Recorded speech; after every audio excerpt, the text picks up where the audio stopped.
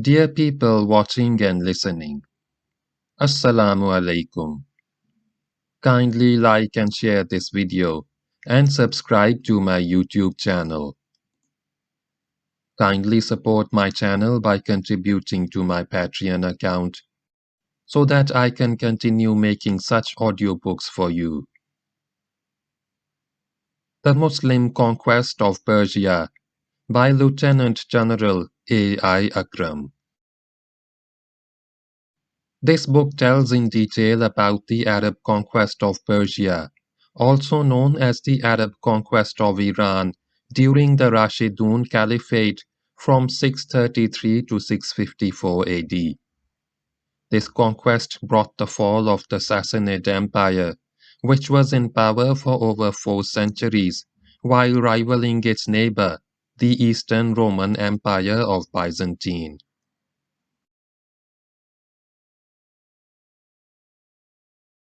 Start of Chapter 1. In the name of Allah. In 550 BC, Cyrus defeated the Medes, and at this battle the Persian Empire rose like a giant. The dynasty took its name from Achaemenes or Hachemanish, king of Anshan, but it was his grandson Cyrus who founded the Persian Empire, the first great empire of history, and in many ways the greatest the world has ever known. The rise of this empire was not a gradual affair, but an explosion of elemental power, the reverberations of which were felt by the entire world. The mounted columns of Cyrus, led in person by the great king, shattered every army which opposed their advance, and the entire civilized world from Greece and Macedonia in the west to Bactria and Makran in the east came into the Persian fold. Only Egypt remained outside the pale of Persian rule. Other empires in history rose from humble beginnings and worked their way over generations up the ladder of power and glory. But the Achaemenian Empire was virtually born great, for within the lifetime of its founder, it had established itself in power that would endure longer than any other empire of history. In the 2 centuries that followed, the Persians ruled the world without a rival to challenge their authority, and the successors of Cyrus extended the imperial boundaries and annexed the Punjab and Sindh also, though the Greeks revolted early in the 5th century BC and forced the Persians to regard the Bosphorus as their western boundary. Rulers like Darius, Xerxes, Yazdjurd, or Artaxerxes further embellished the empire. But then came Darius, who was crowned in 336 BC and lacked the broad shoulders needed to carry the burden of imperial greatness. And he was unfortunate that in his day appeared Alexander the Great. Conversely, it was Alexander's good fortune that the Persia of his time was not ruled by one of the illustrious forebears of Darius, for then the world would never have heard of Alexander, except as a Macedonian king whose ambitions were not compatible with his military prowess. History has its own imperatives, and the youthful vigor of the Macedonian giant overwhelmed the mature but ill-directed strength of the Persians, and the Persian Empire collapsed. This was followed by the age of the imperial Greeks, and the domain of Persia was ruled by the Seleucids with varying fortunes, until they were overthrown by the Parthians in the middle of the 2nd century BC. Persia was again ruled by Asian rulers who, though not Persians, were nevertheless Iranian. The Parthian rule continued till 226 AD. Yazdjurd, or Artaxerxes, son of Babak of Furs, a vassal king under the Parthians, rose and challenged his overlord. In the Battle of Hormuz, fought in 226 AD, the Parthian king Erdogan was defeated and slain. Once again the Persian Empire rose like a colossus. Once again the world trembled. Ardshir was no less ambitious and no less able than the founder of the Achaemenian dynasty. In the east he invaded India and levied tribute on the Punjab. In the north he overwhelmed Khurasan and Balkh, and he received the submission of the kings of Makran and Central Asia. In the west he trounced the Roman armies under the Emperor Severus Alexander and occupied Armenia. Ardshir was not only a conqueror, but also a statesman and empire builder, and a man with considerable insight. The Sasani Empire founded by Ardshir went from strength to strength and remained in unending conflict with the Romans and the Turks and Huns. Ardshir was followed by several brilliant monarchs who upheld the glory of the empire. There was Shapur I, known to the Arab Muslim historians as Sabur, who captured the Roman Emperor Valerian in battle and kept him as a prisoner until his death. There was Shapur II, who ruled for 70 years, his entire life. He was declared king while still in his mother's womb, and thus is the only man in history to be crowned even before his birth.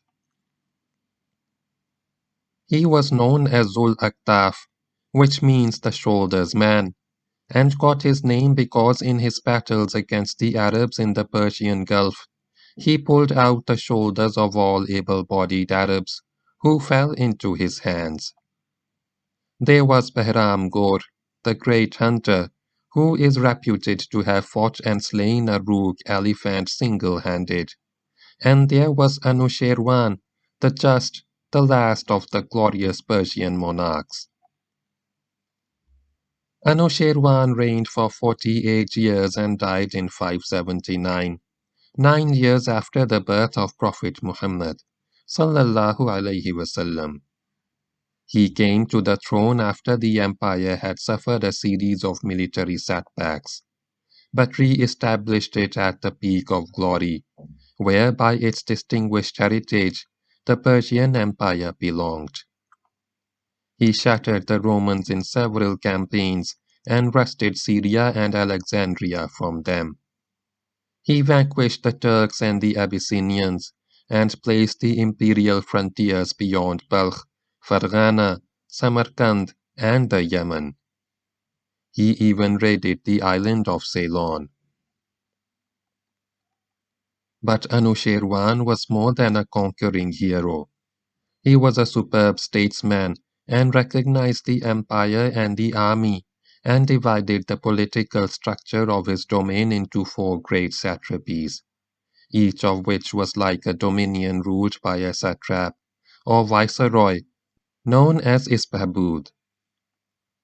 The northeastern satrapy had its capital in Khurasan and included the provinces of Khurasan, Sijistan, also known as Sistan, Kirman, and Herat. Northwards its boundaries stretched to embrace Balkh, Bukhara, and Samarkand, which had been conquered by Anushirwan from the Turks. The satrapy of the southeast covered Fars, Khuzestan, and Balochistan, with its capital at Persepolis. The satrapy of the southwest was all of Iraq. The satrapy of the northwest started from the center of Persia, from Isfahan and Rai, near modern Tehran, and climbed northwest along the mountains to Azerbaijan and Armenia. All of Armenia, though in the past disputed and fought over by Romans and Persians for centuries, was now under Persia, but the hilly region west of Armenia was in Roman hands. South of the hilly region, the plain east of and including Mardin and Firaz was Persian territory. And as if Anushirwan's political and military achievements were not enough to establish his claim to greatness, he was also possessed of a towering intellect. He read Plato and Aristotle in a Persian translation and established a university at Junde Sabur, where medicine, philosophy, and other branches of literature were studied. He imported the game of chess from India. One of his sayings runs, "Sovereignty depends upon the army upon money, money upon taxation, taxation upon agriculture, agriculture upon justice, justice upon the honesty of public officials, the honesty of public officials upon the uprightness of the ministers, and ultimately all depends upon the king discovering his own self and exercising power over it, so that he controls it and is not controlled by it." Truly, Persia saw glory and greatness in the golden age of Anushirwan the Just. With Ctesiphon as its capital, it was not only a formidable military power, but also a center of refinement and culture, a culture which still endures and the seductive charm of which even today captivates the visitor to Iran.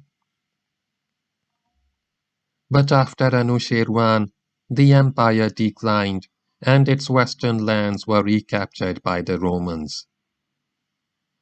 Pervez, grandson of Anushirwan, made a gallant attempt to regain the lost territories and succeeded in driving the Romans out of Syria, Asia Minor, and Egypt, but was not able to maintain his hold over these lands. The Roman Emperor Heraclius, in a 6-year campaign ending in 628, threw the Persians out of the disputed territories and pursued them to the gates of Ctesiphon.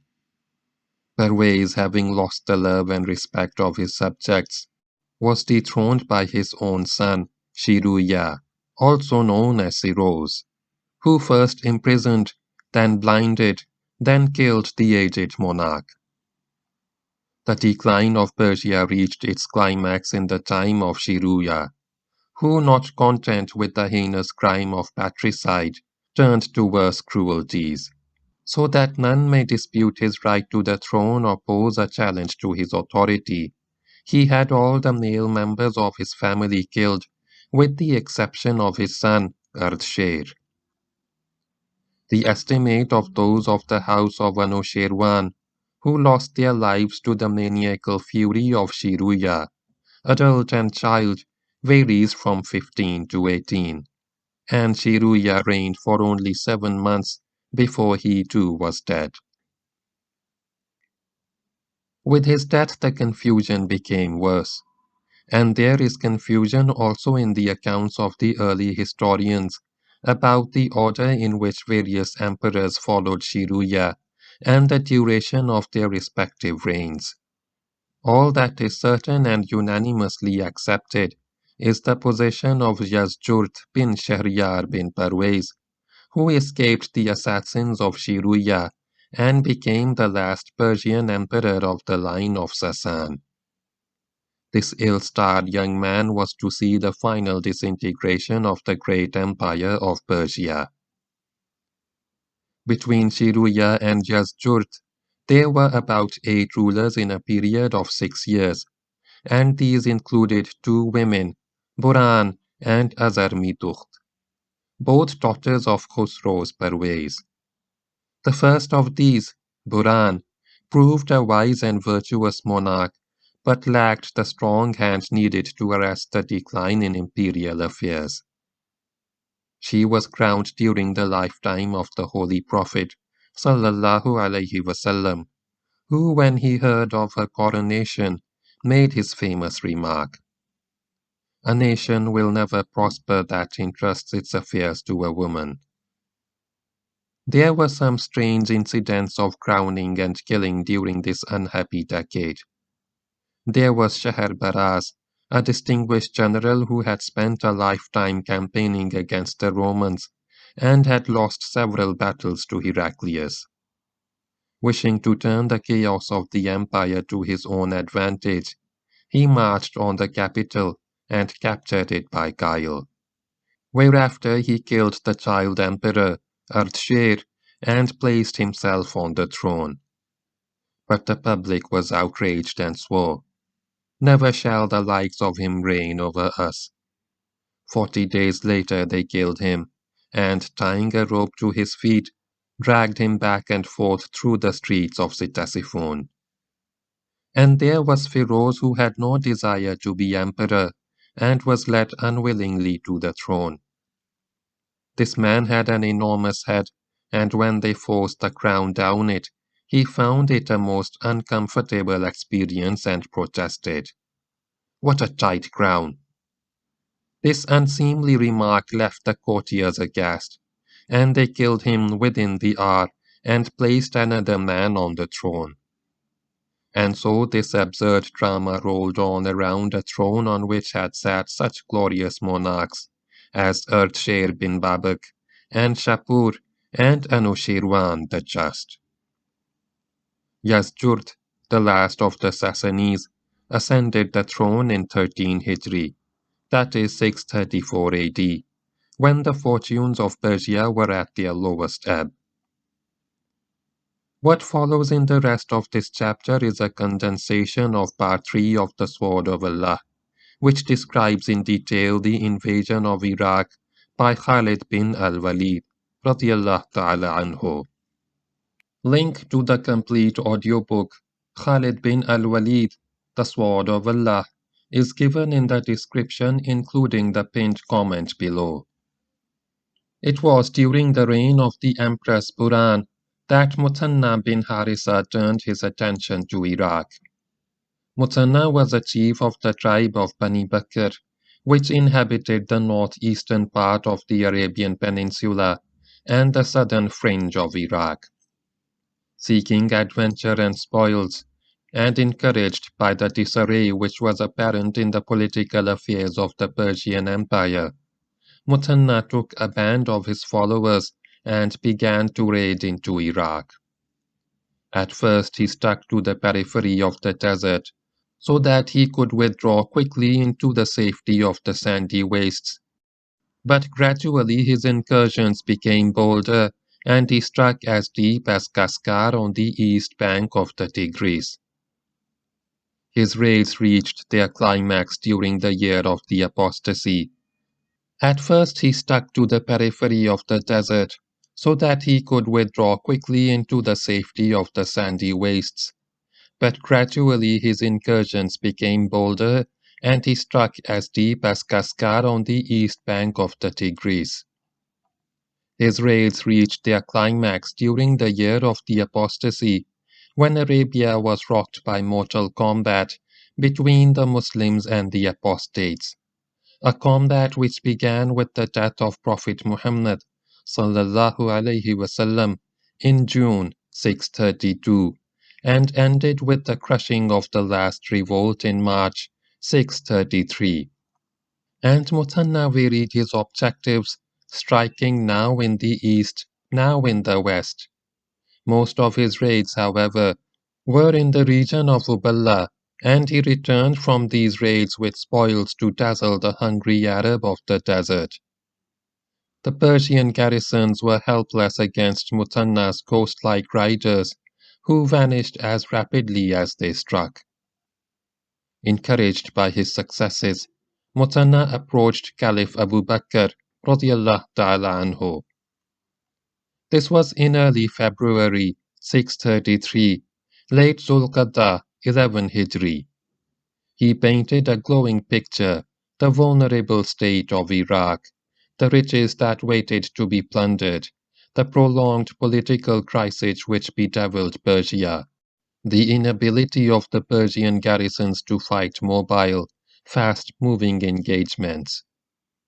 "Appoint me as commander of my people," said Muthanna, "and I shall raid the Persians. Thus I shall also protect our region from them." The Caliph agreed to his request and gave him a letter of authority, appointing him commander over all the Muslims of the Bani Bakr. With this letter of authority, Muthanna returned to northeastern Arabia, where he converted more tribesmen to Islam, gathered a small army of 2,000 men, and resumed his raids with even greater enthusiasm and violence.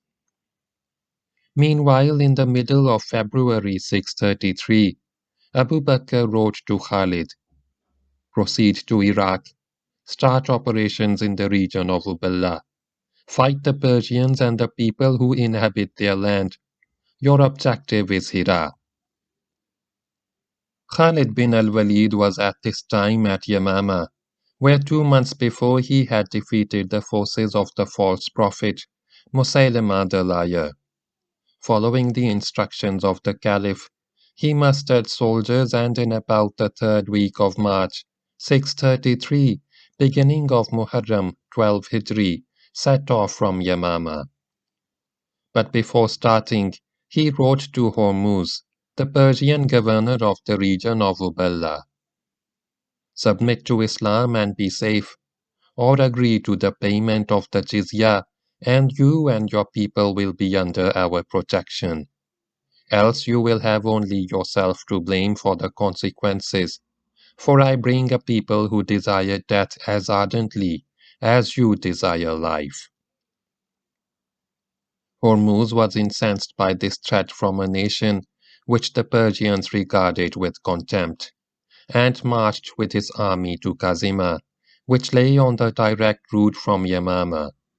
But Khalid did not go to Hazima. He marched to Nibaj, where he picked up Muthanna with his 2,000 men, and then advanced towards Ubayd on the Hufair route, which bypassed Kazima. On the way he picked up another 6,000 men and approached Hufair with an army of 18,000 soldiers, many of whom were veterans of the campaign of the apostasy.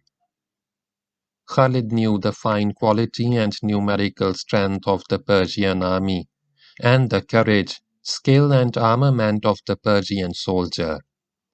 He decided to exhaust his enemy with march and counter-march before fighting him. Hence the move to Hufair, which would directly threaten Ubayd, the base of Hormuz. Hormuz, seeing Hufair threatened, marched thither from Kazima, but on arrival found that Khalid had changed his axis and was now marching to Kazima, from where he could again bypass the Persians and make for Ubayd. Again Hormuz reacted as Khalid wished, and by forced marches moved his heavily equipped troops to Kazima, where Khalid awaited their arrival. At the end of the 2-day march, as the Persians arrived at Kazima, Khalid formed up for battle, allowing the Persians no time to rest. In the battle that followed, known as the Battle of Jains and fought in the first week of April, 633, third week of Muharram, 12 Hijri, the Persians were roundly defeated, and Hormuz was slain by Khalid in single combat. The remnants of the Persian army fled from Kazima. Meanwhile, the Persian court had sent another army under a general named Qarin to reinforce Hormuz. But Qarin had hardly crossed a certain river which joined the Tigris 6 miles above Ubayd when he heard of the defeat of Hormuz.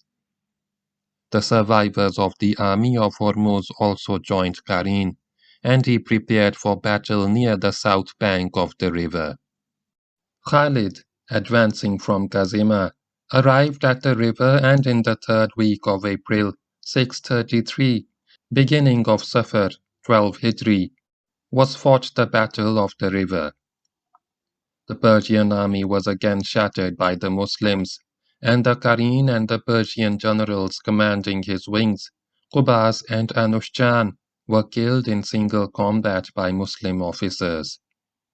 The Persian survivors of this battle escaped by crossing the river in boats and retreated northwards.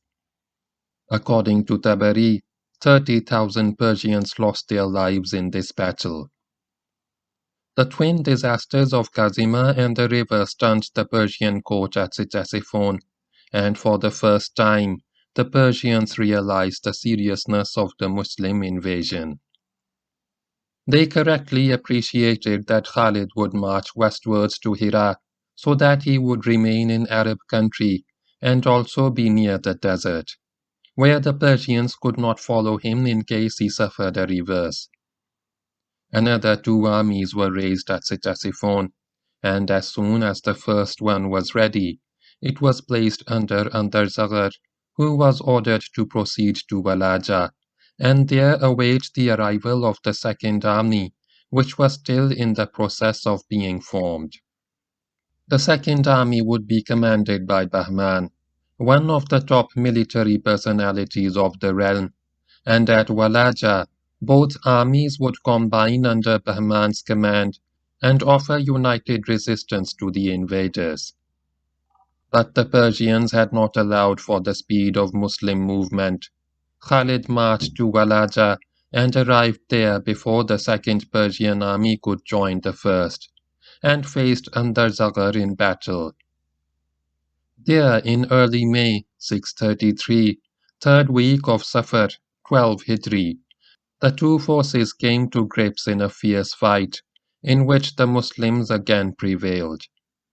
Khalid carried out a brilliant Kanay-type maneuver, a double envelopment, and annihilated the Persians and the Christian Arabs, who comprised the army of Andarzaghar. The Persian general escaped the encirclement, but lost his way in the desert, where he died of thirst. Three Persian armies had now been cut to pieces by Khalid. The fourth act in this bloody drama was enacted at Ulais, 4 miles west of Shinafia, where thousands of Christian Arabs had gathered to dispute Khalid's advance, and were joined by the second army raised at Ctesiphon, which was now under the command of Jaban. Once again a large force faced Khalid, and once again he decided to do battle and destroy it. In the middle of May 633, end of Safar 12 Hijri, on the bank of the river Khasif, another titanic battle was fought between the invaders and the defenders of the empire. This proved the fiercest and bloodiest battle of the lot. In spite of their superhuman efforts, the Muslims could make no headway, and at last Khalid raised his hand in supplication and prayed, "O Lord, if you give us victory, I shall see that no enemy is left alive until their river runs with their blood." Allah subhanahu wa ta'ala gave the Muslims victory, and Khalid set about keeping his pledge. Thousands of Persians and Arabs fleeing from the battlefield were captured and herded to the river bank and beheaded. The slaughter went on for 2 days and 2 nights, and as a result, this river became known as the River of Blood. Jaban survived the annihilation of his army and lived to fight the Muslims again. An idea of the courage and tenacity with which the Persians resisted Khalid can be gained from the words of Khalid himself. At Muta, I broke 9 swords in my hand, but I have never met an enemy like the Persians, and among the Persians, I have never met an enemy like the army of Ulais. 4 great battles had now been won by Khalid as the relentless Muslim march continued towards Hira, the objective laid down by the Caliph. Seeing the fate of these armies, the Persian court decided not to undertake any further military maneuvers to meet Khalid in the open. Meanwhile, Khalid resumed the advance, sacked Amrishia, a large city near Ulais, and arrived at Hira at the end of May 633, middle of Rabiul Awwal 12 Hijri. The Persian general in command at Hira, one named Azaz Bey, had sent mounted detachments forward to delay the advance of the Muslims, but just before Khalid's arrival at Hira, he crossed his Persian troops over the Euphrates and withdrew to Ctesiphon, leaving Hira to be disputed by the local Arabs and the Muslims. The Arabs had been known in Iraq since the time of Bakht Nasr, Nebuchadnezzar, 7th and 6th centuries BC, but did not then enjoy any power in the land. It was not until the early part of the Christian era, when a fresh migration occurred of Arab tribes from the Yemen to Iraq, that they began to command authority and influence. One of the great chiefs of these migrating Arabs, a man by the name of Malik bin Fahm, proclaimed himself king and began to rule over the western part of Iraq. 2 generations after him, the throne passed to Umar bin Adi, of the tribe of Lakhm, who started the Lakhmid dynasty, which was also at times called the House of Munzir. The kings of this dynasty ruled for many generations as vassals of the Persian emperor.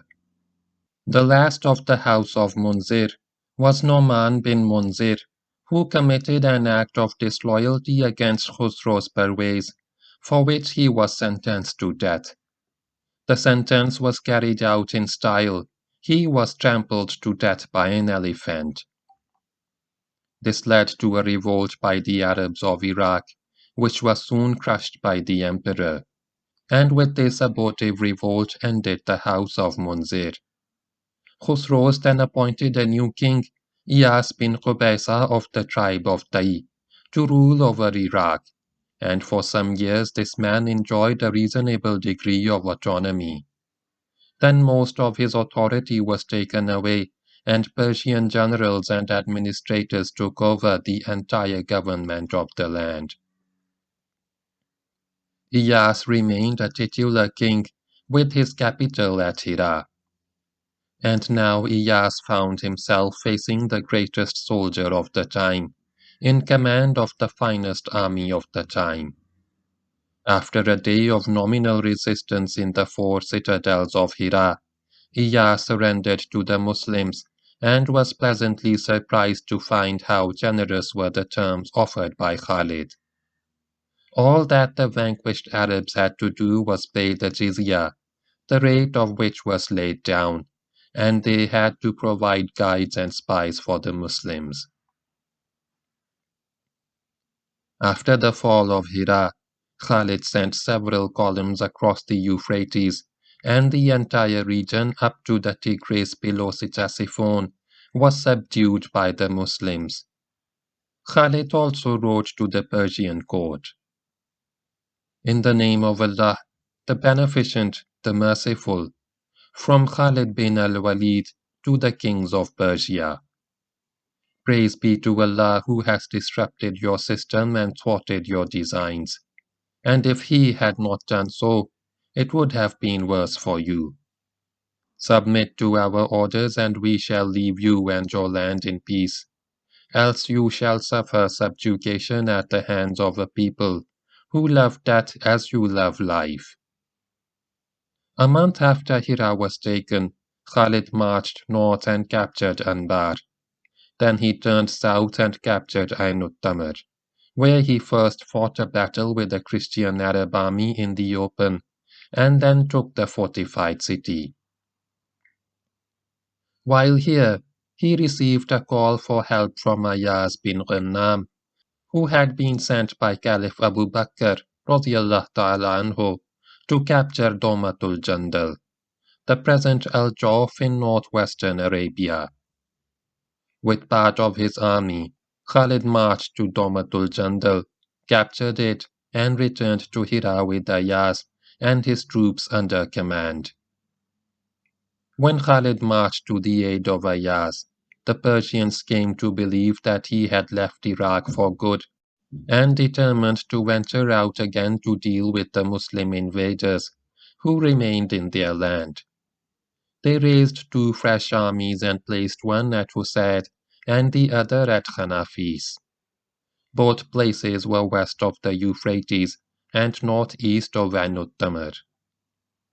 Meanwhile, the Christian Arabs had also gathered in 2 large forces, one at Muzayya, 25 miles west of the present Heath, and the other at Zumail, between Muzayya and Anuttamar.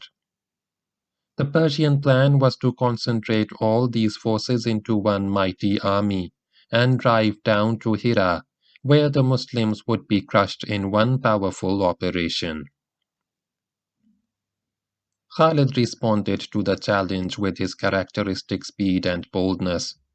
He first attacked Husad at Khanafis, defeating each army in situ. The remnants of these armies marched to Muzayya and joined the Arab army assembled there. Khalid followed and fell upon Muzayya in a night attack in which almost the entire opposing force was annihilated. Then he moved rapidly to Zumail, and the Arabs at Zumail also disappeared, as if swallowed by an earthquake. These operations lasted about a month up to the middle of November, 633, first week of Ramadan, 12 Hijri, and Ctesiphon withdrew once again into its shell. A fortnight later Khalid marched to Firaz, near the present Abu Kamal on the Euphrates, which formed the frontier between Persia and Rome, and here, after a long wait, he fought and defeated a combined Persian and Roman army on January 21, 634, the 15th of Zulqa'dah, 12 Hijri. This was the last battle of Khalid in Iraq, and marked the end of a brilliant campaign. He had fought and defeated 10 Persian and Christian Arab armies in the field, and captured 3 fortified cities. He had done this with boldness and offensive action, and by using the elements of surprise and speed. Above all, it was the personality of Khalid which inspired the Muslims to perform prodigies of valor and endurance which few armies have performed in history. Nothing would have pleased Khalid more than to attack and capture Ctesiphon, but this was not to be. In late May 634, he received a letter from Caliph Abu Bakr, radiyallahu ta'ala anhu. In the name of Allah, the Beneficent, the Merciful, from the slave of Allah, Atiq, son of Abu Quhafa, to Khalid, son of Al-Walid, peace be upon you. I render praise unto Allah, than whom there is no other God, and invoke blessings on his Prophet Muhammad sallallahu alaihi wasallam, on whom be the blessings of Allah and peace. March until you reach the gatherings of the Muslims in Syria, who are in a state of great anxiety. I appoint you commander over the armies of the Muslims, and direct you to fight the Romans. You shall be commander over Abu Ubaidah and those with him. Go with speed and high purpose, O father of Suleiman, and complete your task with the help of Allah. Exalted be He. Be among those who strive for Allah. Divide your army into 2 and leave half with Muthanna, who shall be commander in Iraq. Let not more go with you than stay with him. After victory you shall return to Iraq and resume command. Let not pride enter your mind, for it will deceive and mislead you. And let there be no delay. Lo, to Allah belongs all bounty, and He is the dispenser of rewards. End of chapter 1. Start of chapter 2. The change of command. Early in June 634, Khalid set off from Hira with 9,000 men on his march to Syria to take command of the Muslim front against Rome. Muthanna accompanied him along the caravan route up to Qurakir in western Iraq, whence Khalid would strike out across the desert in a perilous march, to keep his rendezvous with destiny. At Qurakir, Muthanna bade farewell to his beloved commander-in-chief. As they shook hands, Khalid said, "Return to your command. May Allah bless you, and raid as you please." These two magnificent soldiers, who held each other in affection and professional esteem, did not know that they would never see each other again. Muthanna returned to Hira. He was now the Muslim commander-in-chief in Iraq and responsible for the defense of southwestern Iraq against the Persian Empire. So far he had served as a subordinate general, albeit the fiercest and most dashing one, under a military genius who, with 18,000 men, had humbled the empire of the Khusraws and knocked the stuffing out of its armies in several bloody battles. But now he was on his own with 9,000 men, a larger force than he had ever commanded, yet a very small one to carry out the task assigned to him. Calmly, Muthanna surveyed the strategic situation. Khalid had occupied the region along the Euphrates from below Anbar to about Samawa. He had placed garrisons on the east side of the Euphrates, which in turn had sent outposts in the land between the rivers, and he had raided up to the Tigris, which the Persians had grudgingly acknowledged as their military boundary with the Muslims.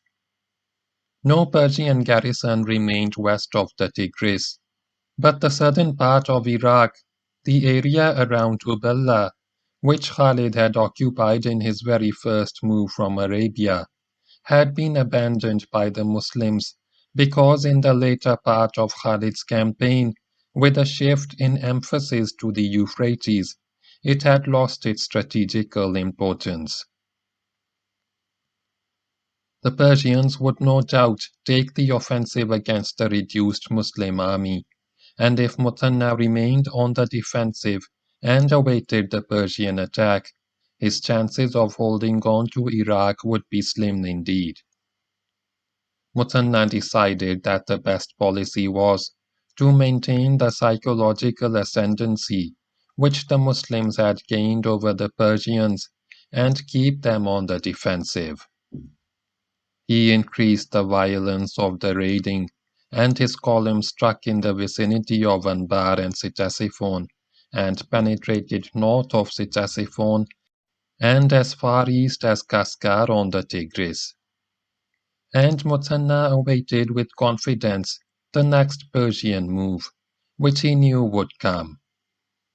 He was like a leopard worrying an ailing elephant, and wondering what the elephant would do when he got well again. The next Persian move was not long in coming. The news of Khalid's departure for Syria spread rapidly in the empire, and was received first with relief, then with jubilation, by all Persians. The most terrible invader of the empire was gone, and only half the Muslim army remained on Persian soil, under a general who had not been tested in high command. The Persians made the mistake of underestimating Muthanna, but the mistake was forgivable, and the Persians decided to act fast, because the raids were hurting and the empire was screaming for vengeance. There was nothing that they could do about the raids directly, for the Muslim raiders struck too rapidly and too unexpectedly to be forestalled or caught.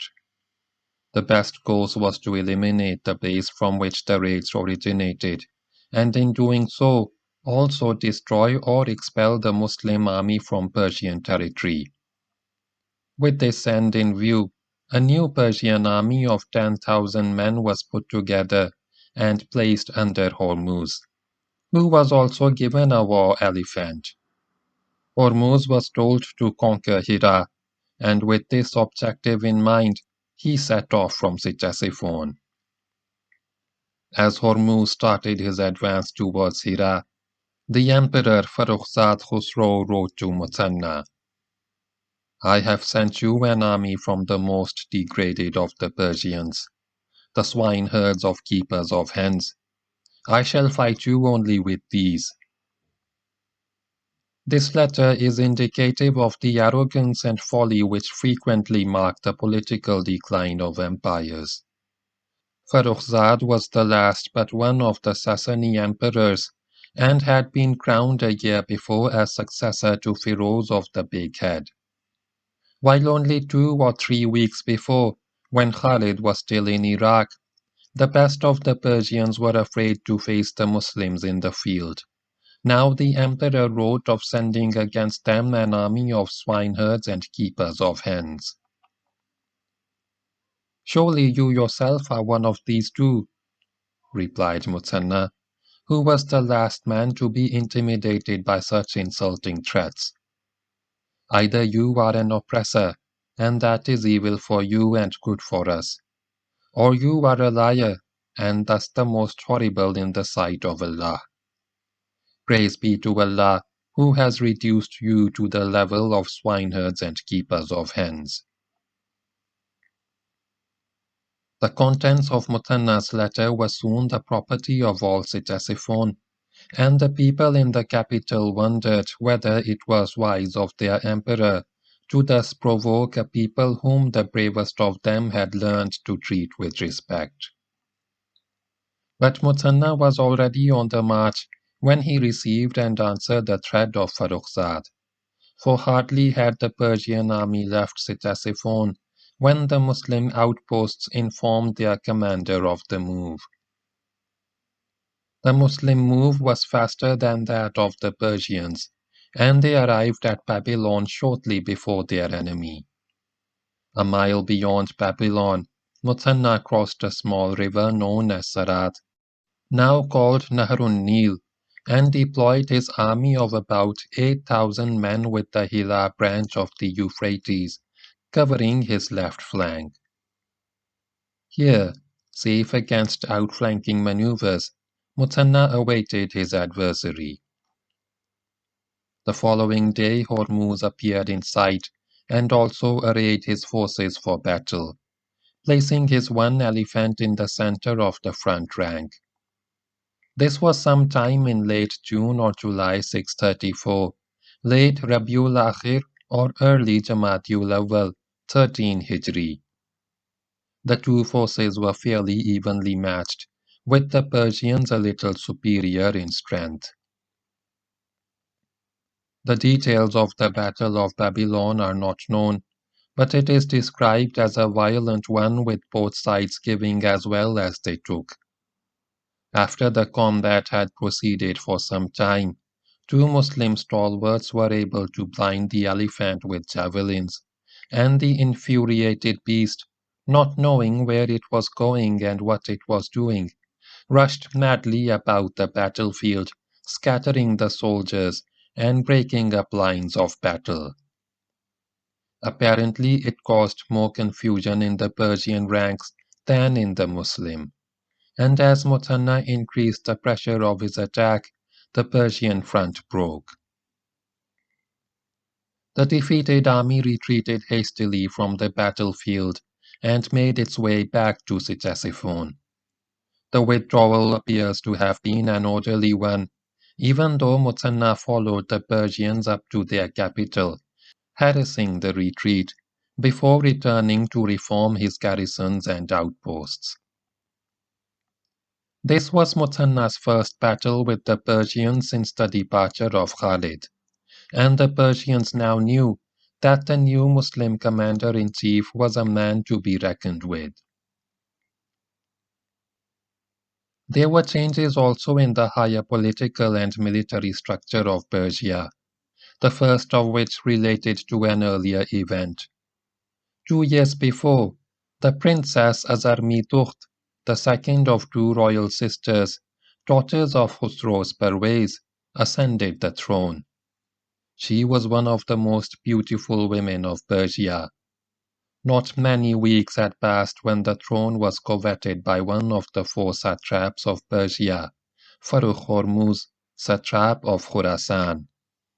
Seeking to gain with one stroke the satisfaction of supreme political power and the joys of love, he wrote to the new empress, "I am today the hero of the nation and the pillar of the Persian Empire. Marry me." Azermitucht responded with distaste to what she regarded as pure insolence, a subject proposing marriage to his sovereign. She was, however, clever enough to conceal her feelings, and wrote to him, "It is not permissible for a queen to marry, but should you wish to satisfy your desire for me, come to me at night." And she gave the night appointed for the romantic rendezvous. Delighted at the exciting prospect which the invitation of the lovely empress offered, Farrukh Hormuz journeyed to Ctesiphon. On the appointed night he came quietly to the palace, utterly unaware that he had a rendezvous not with love, but with death. Azarmitucht had given instructions to her captain of the guard to kill the impudent satrap as soon as he entered the palace. The following morning the corpse of Farrukh Hormuz was found lying in the courtyard of the palace. The news of his death and the manner in which he was killed spread in the capital, and it was not long before it reached the ears of the son of the late satrap, who had been left by his father as governor of Khurasan and the commander of the front against the Turks and Huns. This man was a distinguished general, a veteran of many campaigns, and swore to wreak vengeance on the empress for the murder of his father. He marched with an army to Ctesiphon. At the capital a short battle was fought with loyal troops, but their resistance was soon overcome, and the rebel general captured Ctesiphon, and with it the empress. On his orders the beauteous Azarmitucht was blinded, and a few days later killed.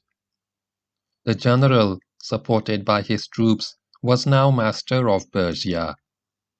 In course of time another puppet was placed on the throne, who found it safe not to challenge the authority of the general, and the general ruled Persia as the real power behind the throne, and directed the course of its armies as supreme commander.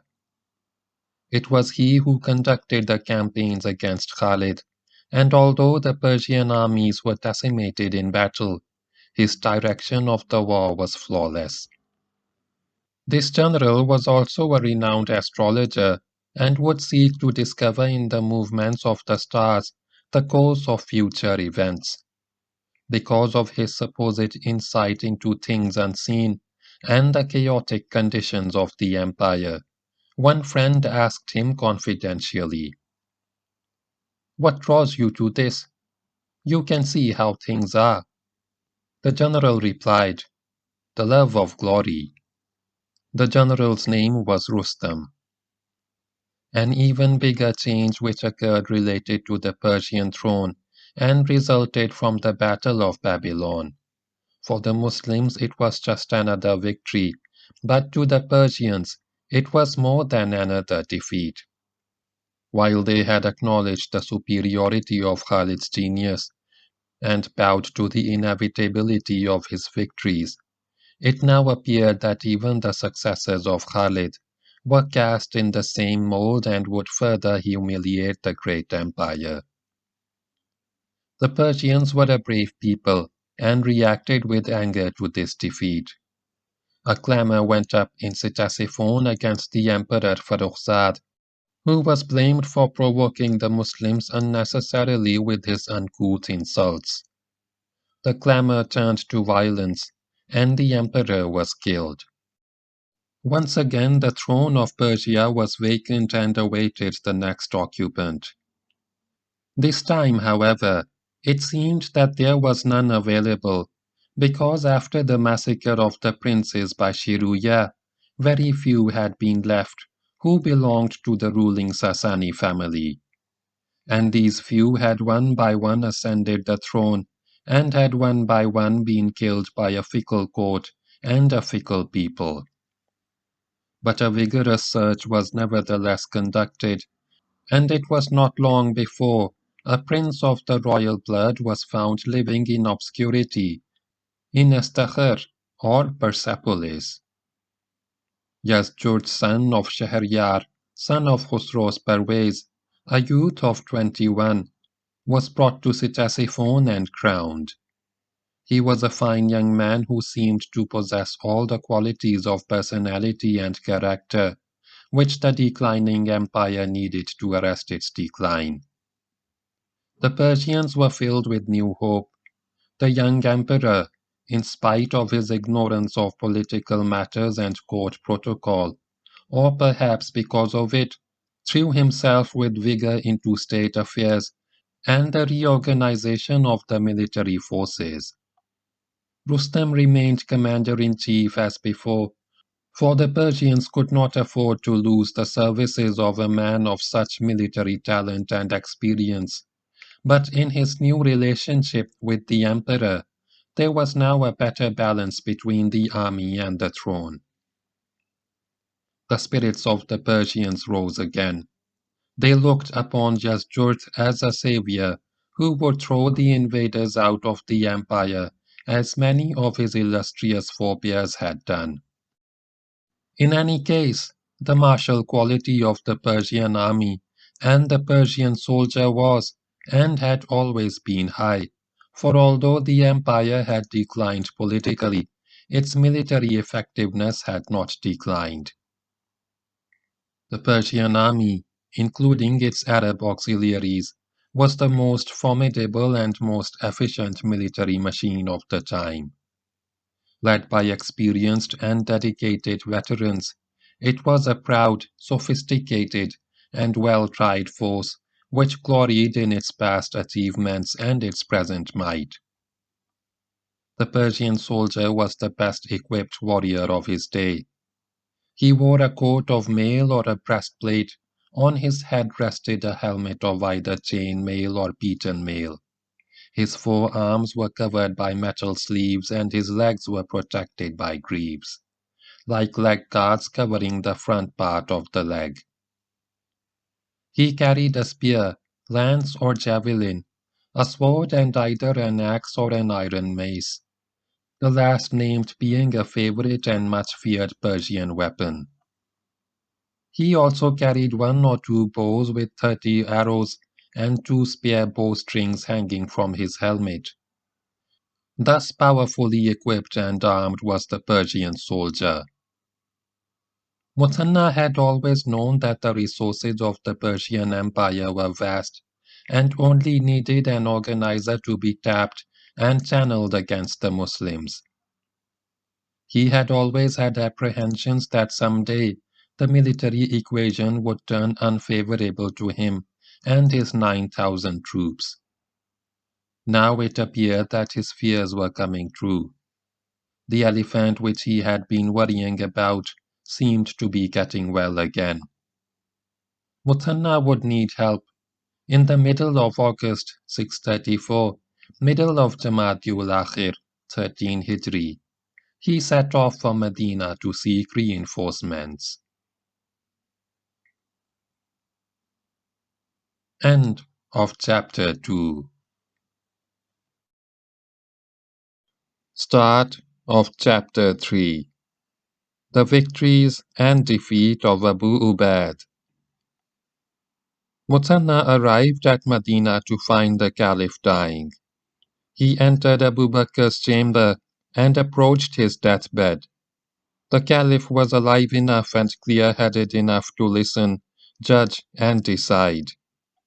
Muthanna explained briefly the situation on the Iraq front, the adverse ratio of opposing strengths, the likelihood of a powerful offensive by the Persians, and the difficulty of holding Iraq with his small army. He asked for reinforcements and urged the Caliph to allow the apostates to join his campaign. Abu Bakr held strong views about the apostates, who had nearly wrecked the ship of Islam after the death of the Holy Prophet sallallahu alaihi wasallam. Abu Bakr's greatest achievement had been his war against the apostates, and he was one of the very few men who could have carried the staggering burden which the apostasy had thrown on the Muslim state. After the destruction of the apostasy, Abu Bakr had ordered that no apostate would be allowed to take part in the holy war. The apostates had returned to the fold of Islam, of course, and the situation of the holy war had altered somewhat, but knowing that he was dying, Abu Bakr decided not to give any order on this point, which his successor might not wish to implement. He sent for Umar, the Caliph designate, and a few minutes later Umar stood beside the departing Caliph. "Listen, O Umar, to what I say to you," said the Caliph, "and act upon my words. I hope to die this very day, and when I am dead, let not the evening come upon you before you have exhorted the people to go with Muthanna. And if I survive till nightfall, let not the morning come before you have exhorted the people to go with Muthanna." Abu Bakr died early that night in 634 Hijri, the same night he was buried, and the same night, after funeral prayer and before the prayer of the dawn, the new Caliph assembled the Muslims in the mosque and urged them to join Muthanna in the campaign in Iraq. There was no response. The following morning the Muslims of Medina assembled again, this time to take the oath of allegiance to Caliph Umar, and again Umar spoke about Iraq and Muthanna. Again there were no volunteers. The Arab feared the Persian, feared him with a deep, unreasoning fear which ran in the racial subconscious, and was the result of centuries of Persian power and glory, during which the Persian had ruled other peoples with a heavy hand and treated the Arab of the desert with unconcealed contempt. The Arab was willing enough to go to Syria to fight the Romans, but the Persians were another matter. Umar was conscious of this. He also realized the vital importance of waging a successful war in Iraq, for no new caliph could afford to surrender immediately on taking the reins of power in his hands, a rich dominion which his predecessor had conquered. Moreover, the torch of holy war had to be kept alive. The following day, Umar again assembled the Muslims, and this time it was Muthanna who started the proceedings. In a brief address, he spoke of the victories gained by the Muslims in Iraq, and of the wealth which Iraq offered to those who had the courage to fight for it and hold it in their power. Then Umar spoke and made a stirring appeal, in which he reminded the faithful of Allah's help to his servants and the promise of Allah that they would inherit the earth. This time the response was better. The first man to stand and offer his services was one named Abu Ubayd bin Mas'ud of the tribe of Saqif. "Labbaik," said the man. He was followed by others, and after a little while, a few hundred had come forward and volunteered to fight in Iraq, including many immigrants and Ansars, the senior-most of the companions of the Holy Prophet, sallallahu alaihi wasallam. Upon seeing the reluctance of the people to go and fight the Persians, Umar had made up his mind to reward the courage and keenness of the first volunteer by appointing him commander-in-chief in Iraq. He had hoped that one of the more senior and battle-tried members of the congregation would be the first, and although the first man to volunteer was a relatively younger man, who was also not from among the early companions, he determined to stick to his resolution. He announced that Abu Ubayd would command the army in Iraq, and all others would serve under him, including Muthanna. A little later some of the older Muslims approached Umar and asked him to appoint one of the early companions of the Prophet sallallahu alaihi wasallam as commander since they had a higher standing in Islam. "Are you placing a man from the Saqif in command over the immigrants and Ansars?" they asked. Umar replied that the immigrants and Ansars held a high position only because they were the first to go forth to do battle with the infidel. This time they had shown no great keenness in answering his call to arms, and so the first volunteer, even if he was not from among them, would be the commander. Musanna left at once for Iraq to take up his station against the Persians, while awaiting the arrival of reinforcements. Meanwhile, a small force of 1,000 volunteers was gathered in Medina and placed under Abu Ubayd. Abu Ubayd was an inexperienced soldier who, if left to his own devices, could lead the Muslims into serious trouble. He was a fearless and noble Muslim, but the conduct of war called for qualities of leadership which were not provided by just will and courage. Umar knew this and appointed two older Muslims as Abu Ubayd's advisors, viz. Sa'ad bin Ubayd and Salid bin Qais, both veterans of Badr, the first battle of Islam. Pay heed to the companions of the Prophet, sallallahu alaihi wasallam, on whom be the blessings of Allah and peace. Said Umar to Abu Ubayd, let them join you in matters of command. Do not act fast until the situation is clear, for war is war and goes best with a man of patience, who knows when to seize an opportunity and when to wait. Haste in war leads to failure. In the meantime, Rustam had laid his plans and launched his first move. His intention was to eject the Muslims from the Suwad, which was the name by which the most fruitful and populous part of Iraq was known. The Suwad was the land between the Euphrates and the Tigris from Basra to Ctesiphon, and stretched further northwards to Mosul and Hulwan. It also included a wide strip of fertile land along the left bank of the lower Tigris, which bulged in its southern part towards Ahwaz. Rustam determined to use direct military force as well as insurrectional methods against the Muslims. He wrote to the mayor of all the towns, urging them to fight in the cause of the Persian Empire, and also sent agents provocateurs to incite the people to rise against the invaders.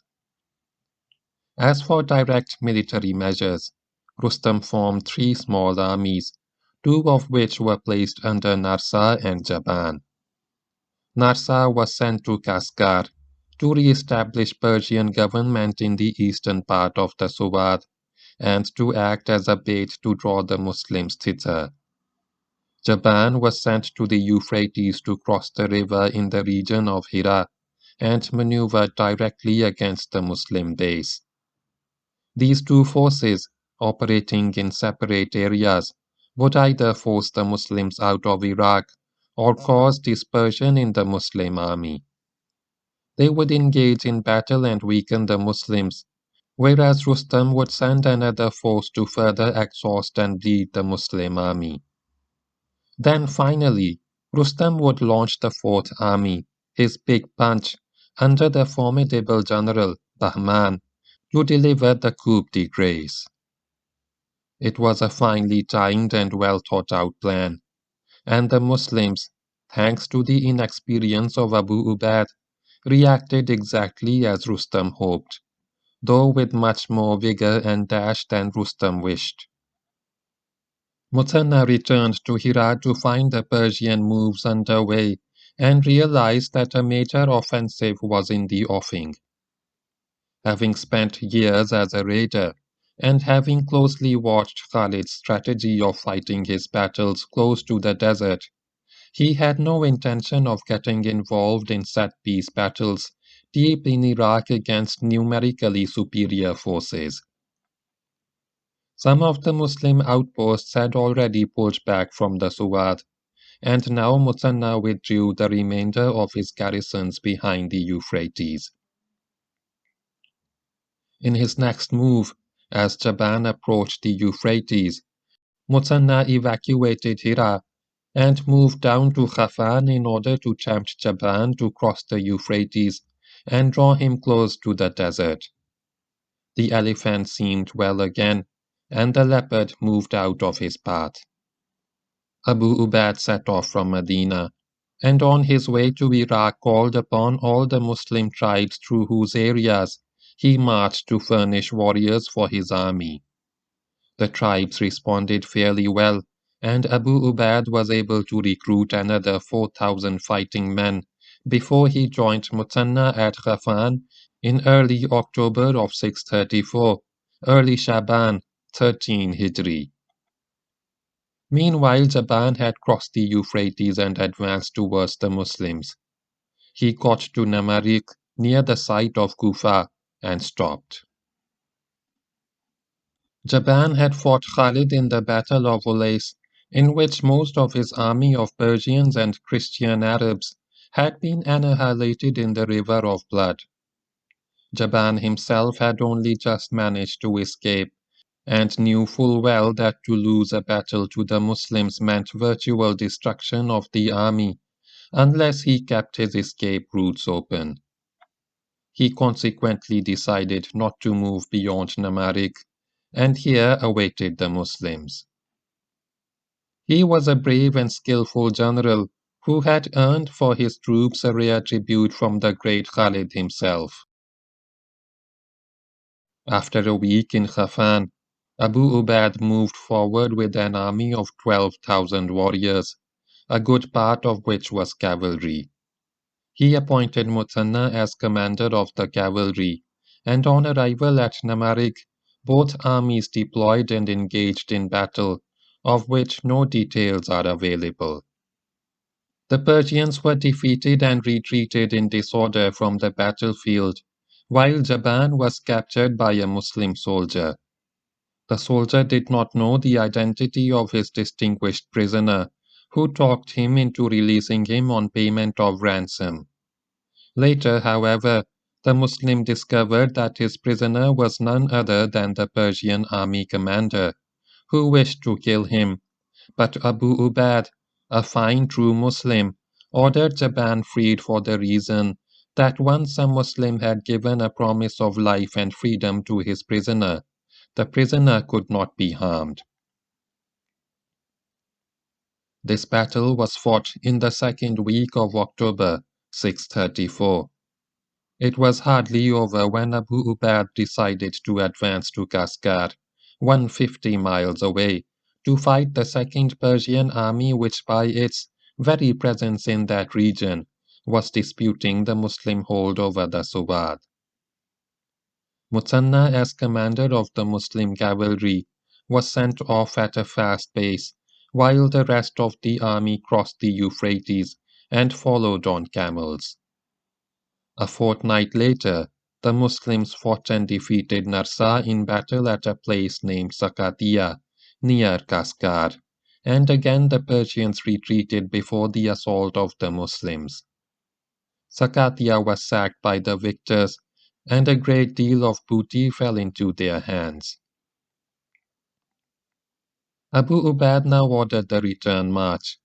He was driving his men very hard, but the example of their tireless commander was enough to silence all complaints, and the booty gained in battle made the sweat and blood worthwhile in the eyes of the men. 2 weeks later, as the Muslims approached the Euphrates on their way to Hira, they found another Persian army awaiting them under a general named Jalinus, the third army sent by Rustam against the Muslims. Abu Ubayd took no time to array his army for battle, and at Baksiyasa, in the district of Barusma, the Muslims fought and defeated this third Persian army. Jalinus fled from the battlefield with rather more haste than was decent, but was able to extricate most of his troops. The day after this battle was fought, Some local civil officials came to the Muslims and assured them of their loyalty, but this was received by the Muslims with less than total faith. One mayor brought some fine dishes of food to Abu Ubaid as a mark of respect to the Muslim commander and his officers. On being asked by Abu Ubaid if similar food would be given to all the soldiers, the mayor explained that it was just not possible to provide such a meal to everybody. Thereupon Abu Ubaid returned the fine fare with the remarks, "If the army cannot have such food, we have no need for it. We shall only eat what all eat." Abu Ubaid crossed the Euphrates and reoccupied Hira. He felt satisfied with the situation, not knowing that Rustam too felt satisfied. By now even Umar was getting a bit alarmed at Abu Ubaid's wild marches across Iraq in search of glory and paradise. Thus, soon after his return to Hira, Abu Ubaid received a letter from the Caliph which read, "You have entered the land of trickery and guile and dishonesty and oppression. You have marched against a people who love evil and know it well, and abjure goodness, of which they are ignorant. So be on your guard, and watch your tongue. Reveal not your secrets, for those who guard their secrets are secure against unpleasantness and loss." Persia was a vast empire. Geographically, it consisted of two great plains separated from one another by mountains. The western part of the empire comprised the plain of Iraq, which includes the valleys of the Euphrates and the Tigris, and runs into the Syrian desert in the west and the Arabian desert in the south. As an eastern extension of this plain lies the fertile land of Khuzestan, watered by the river Karun, which the Arabs knew as Tujail. East of this plain stand the Zagros Mountains, rising near the Persian Gulf and running in a northwesterly direction to Azerbaijan, where they are joined by the Elburz Range in a high tangled mass, and stretch further northwards to connect with the Caucasus Mountains. From Azerbaijan, the Elburz Mountains run eastwards, skirting the southern shore of the Caspian Sea to a little beyond Gorgan. The second of the Great Plains was the arid Iranian plateau, bounded in the west and north by the Zagros and Elburz Mountains, and stretching eastwards to embrace Afghanistan and Balochistan.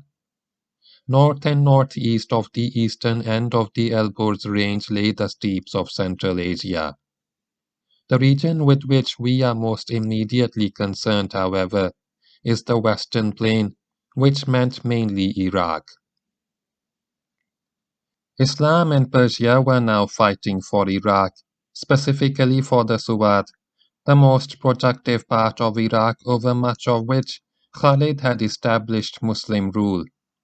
Iraq was one of the many lands which formed part of the Persian Empire, and it was undoubtedly the most prized possession of the Persians. It was a green jewel on the rich soil of which many great nations and dynasties had risen, fought and perished since the time of the ancient Sumerians. To the Arabs of the barren wastes of Arabia, it was a land of milk and honey. Its two mighty rivers, the Euphrates and the Tigris, were the greatest known rivers of the time west of the Indus and north of the Nile. But these rivers did not then flow as they flow now, nor were the cities of Iraq as the cities of today. Kufa and Basra did not exist. They were founded in 17 Hijri. Baghdad was a small though much frequented market town on the west bank of the Tigris. The then glorious cities of Ctesiphon and Hira are now turned to dust. Ctesiphon was a mighty metropolis and the capital and seat of glory of the Persian Empire. It sprawled on both sides of the Tigris and was known to the Muslims as Madain, literally the cities. for it consisted of several cities in one, of which more will be said in later chapter. Hira was the capital of the Arab Lakhmid dynasty, situated on the west bank of the Euphrates. It was a glittering, throbbing city with many citadels. And there was Uballa, the main port of the Persian Empire, which was visited by ships from India and China and other maritime countries of the East. The Euphrates and the Tigris have been known to change their course more than once since the time of Babylon.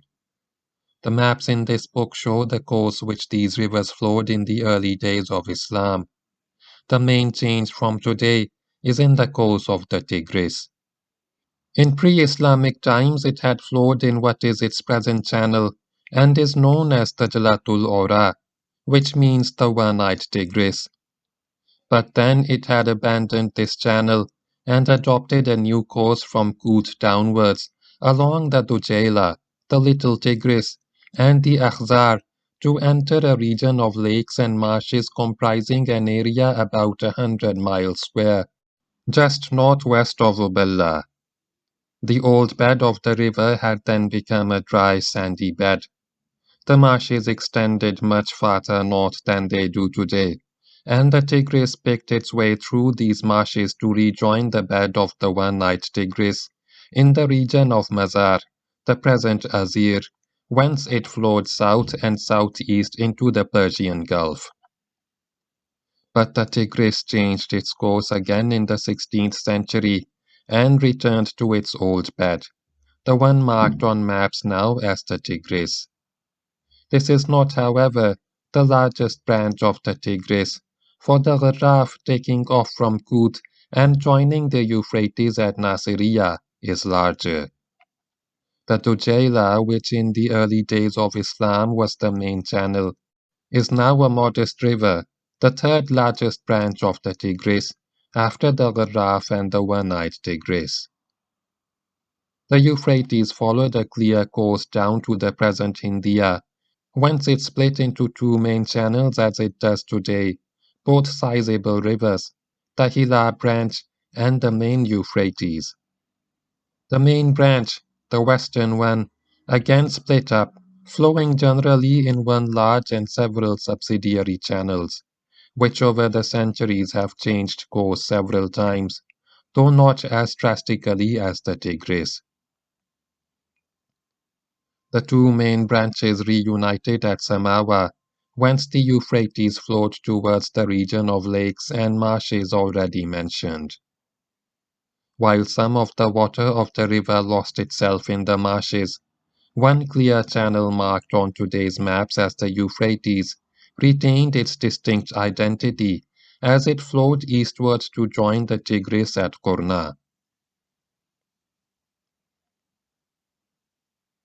The marshes were drained by a large river, which emptied into the Tigris a few miles above Basra, and from this junction all these waters flowed into the Persian Gulf as one mighty river, known today as Shatul Arab.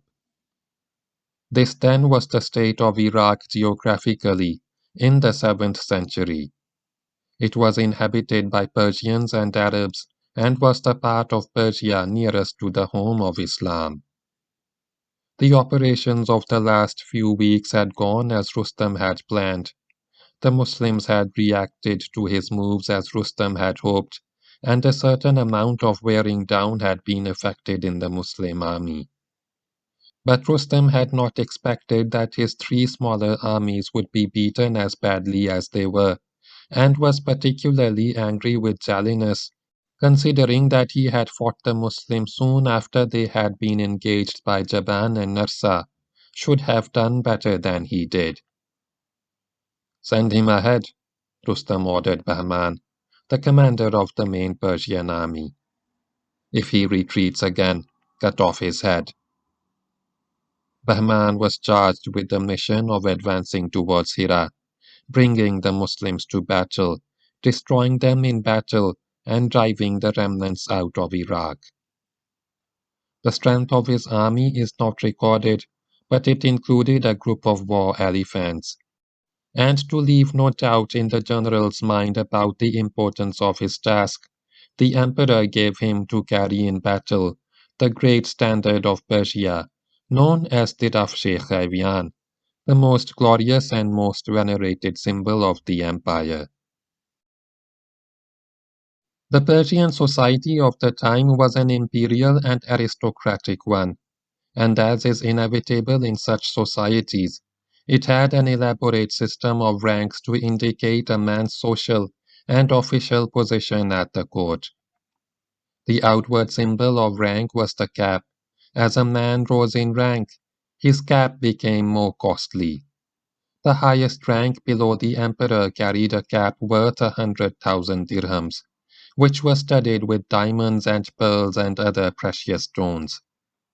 Of the Persian generals who had fought Khalid in the preceding year, Hormuz and Karin wore 100,000 dirham caps, and under Zaghr and Azaz were one rank lower, 50,000 dirhams.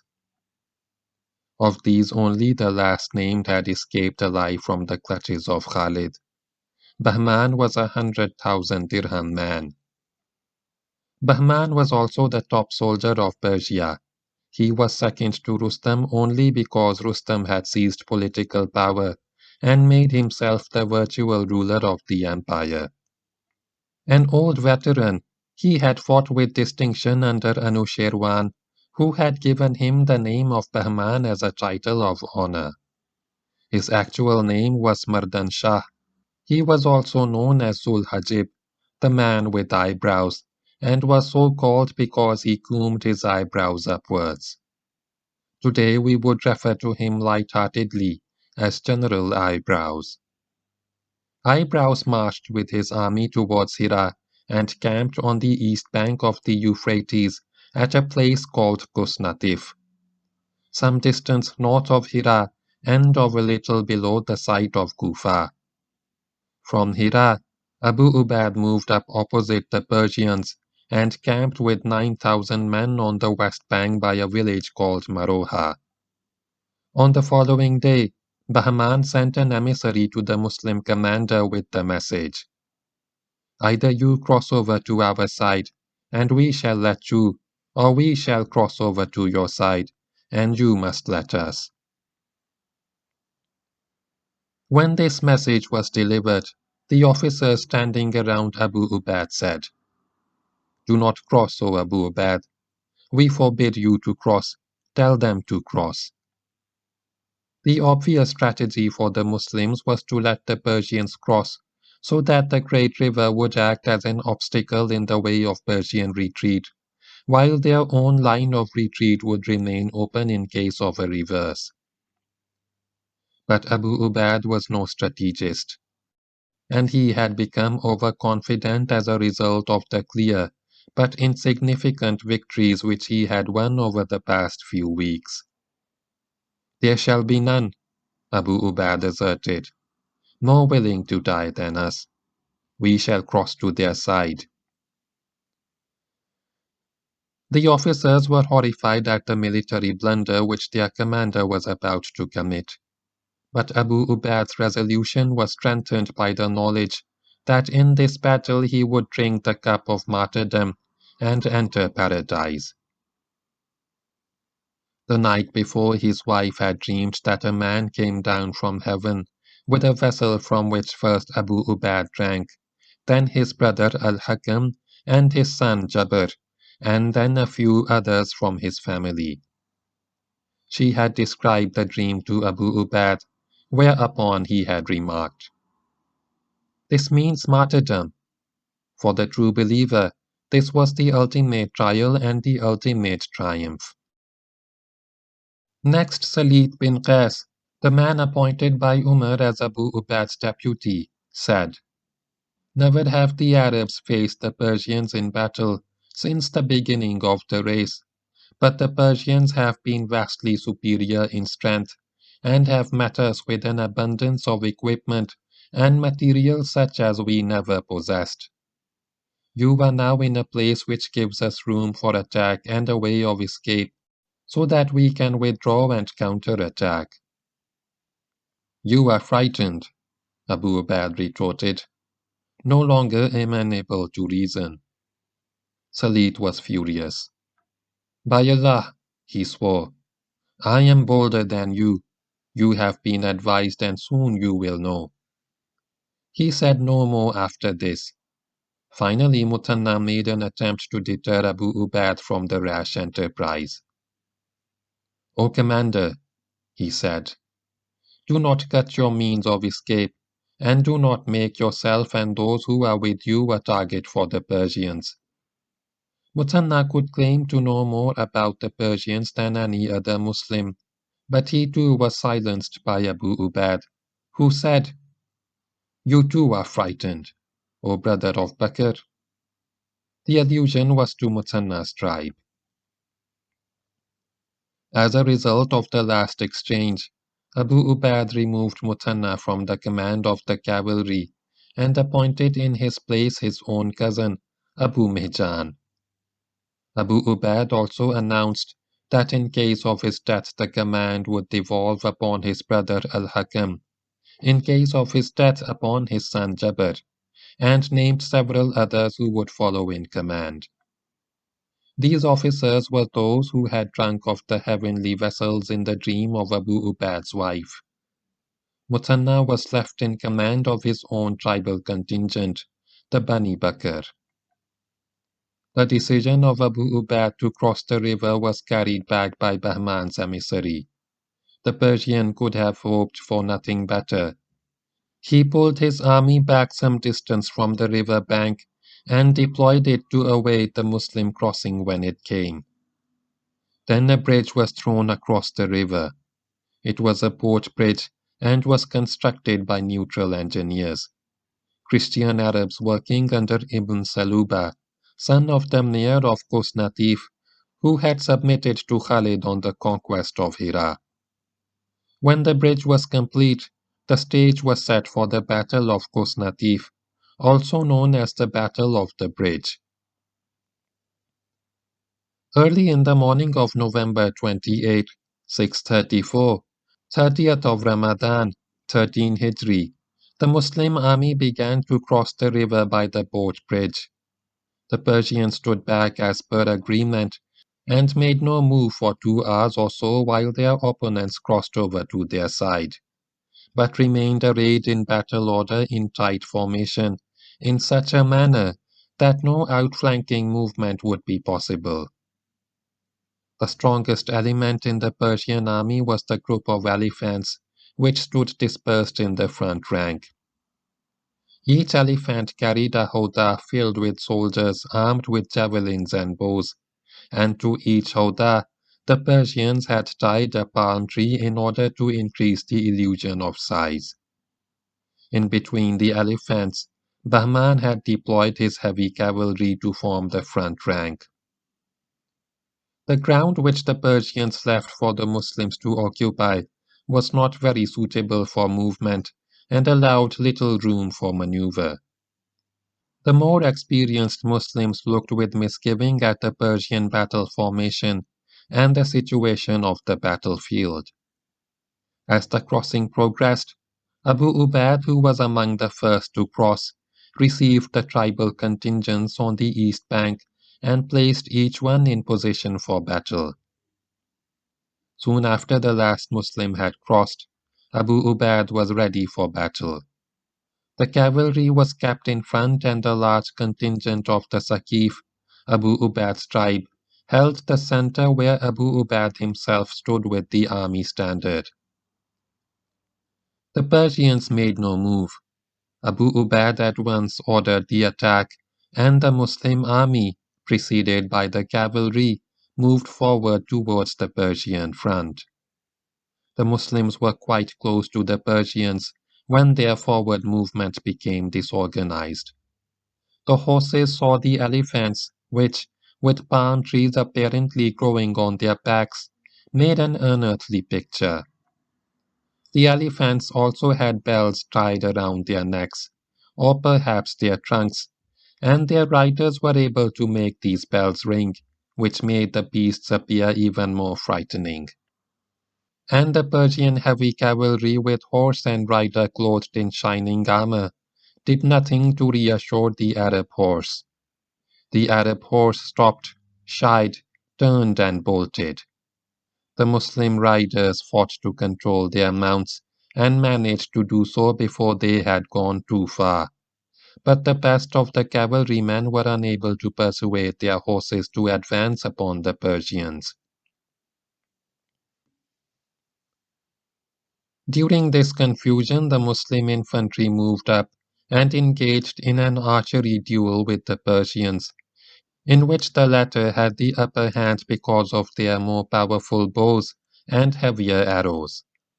It was an inauspicious beginning for the Muslims, and the situation turned more adverse as Bahman, seeing the state of the Muslim cavalry, ordered the advance, and the Persian army led by the cavalry and the elephants moved forward.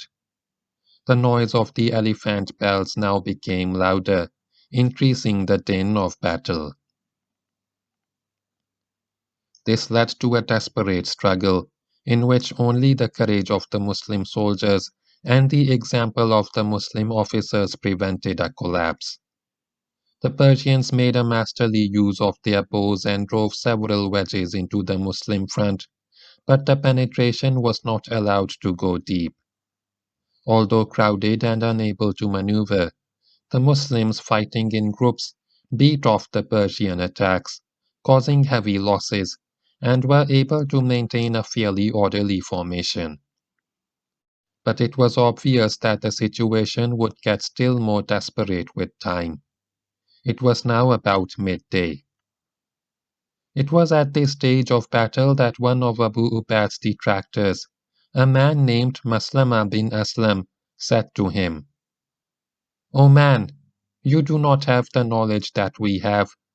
You rejected our advice, and soon all the Muslims will be annihilated with you because of your useless plan." Abu Ubaid could think of nothing better to say than, "O man, go forth and fight." There were abler officers than Abu Ubaid in the Muslim army, but there was none braver. He could see that the horses had become ungovernable, and it was a waste of time to try to get them back into battle. Abu Ubaid was not the man to let his horse decide whether or not he should fight. He sprang off his horse and ordered the cavalry to dismount and attack on foot. The Muslim cavalry abandoned its horses and, sword in hand, joined the infantry as Abu Ubaid ordered the attack again. The Muslims, disencumbered of their horses, rushed at the Persian front line, which reeled under the Muslim blows. This now became a battle of foot against horse and foot against elephant. Abu Ubaid, followed by his clan and accompanied by his cavalry commander, Abu Mihjan, led the attack. The Muslim commander shouted to his men to attack the elephants and cut their girths, and the Muslims moved accordingly upon the huge animals. Many were killed and wounded by the javelins and arrows shot by the elephant riders, but several groups reached their quarry and cut the girths, bringing down the riders who were then killed on the ground. The battle now reached its climax with fierce fighting everywhere. It was still anybody's game, with the odds rather in favor of the Persians, whose organization was still intact. The largest and more ferocious of the elephants was a white giant, which stood in the center and was doing the most damage. Abu Ubaid, with his standard in one hand and a javelin in the other, advanced upon this elephant, and now began a duel between man and beast. Abu Ubaid approached the elephant and hurled his javelin, which struck and blinded the animal in one eye. Then, with drawn sword, he eluded the flailing trunk and caught under the elephant and cut its girth, bringing down the Hoda and its occupants. Those of the Persians who could evade the blows of Abu Ubaid's sword dispersed quickly. Abu Ubaid next attacked the elephant from a side and with one powerful blow cut off the elephant's trunk. But this was the gallant Muslim's last blow. The enraged monster knocked Abu Ubayd down with its leg and placed a foot upon its fallen foe. Under the enormous weight of the great white beast, the body of Abu Ubayd crumpled like a plastic toy. The death of Abu Ubayd marked a turning point in the Battle of the Bridge. His cousin Abu Mihjan rushed forward and struck at the leg of the elephant, gashing it badly. He was joined by the fallen commander's brother, Al-Hakam, who picked up the standard and assumed command of the army. The two of them drove the elephant back and dragged the mangled remains of Abu Ubayd from the scene of combat. But soon after, Al-Hakam also fell, and Abu Ubayd's son Jabir followed his uncle in command and in death. Then one after the other, the officers named by Abu Ubayd before battle, all from his own clan, took the standard and one after the other fought and fell as martyrs. Along the entire front, the battle was raging with unrelenting fury. But now as the Muslims came to know that Abu Ubayd and 6 others in the line of command had been killed in battle, they began to lose heart and to fall back. At this moment, Bahman, with superb judgment, sensed the turn of the tide and ordered his front rank to counterattack. Meanwhile, the white elephant had died of its wounds. The Saqif were the heaviest sufferers on the Muslim side. Their commander, his brother and his son, and 4 others of his clan warriors who were among their best, had commanded the army and died in the thickest of the fighting. With them had also fallen many more of the tribe. This turned the mood of some of them into a violent, suicidal one.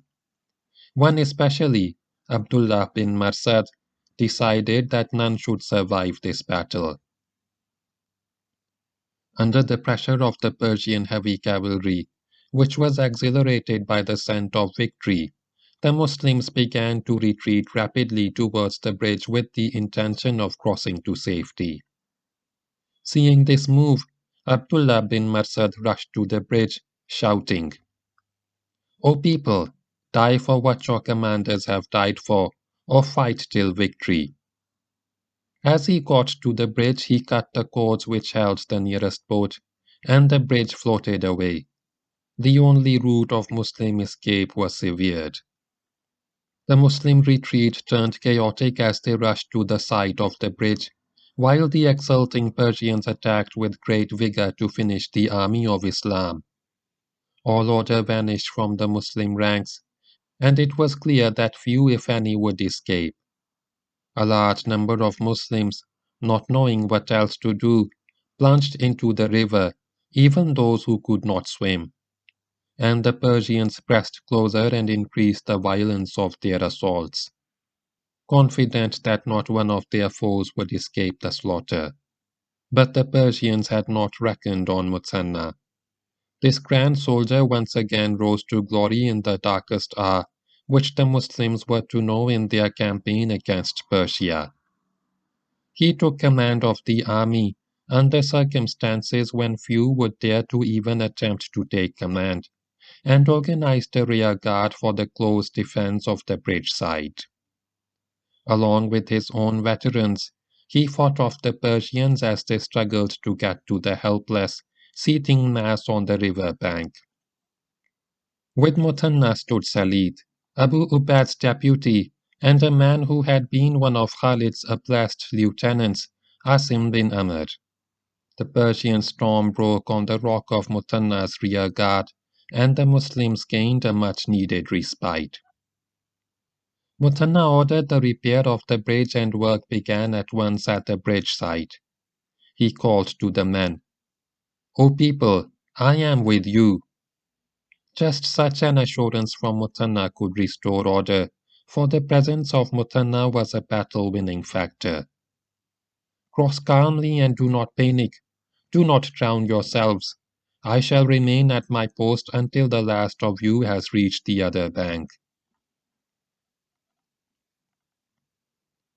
Under the shield provided by Muthanna and his veterans, the bridge was repaired and the defeated army began to cross.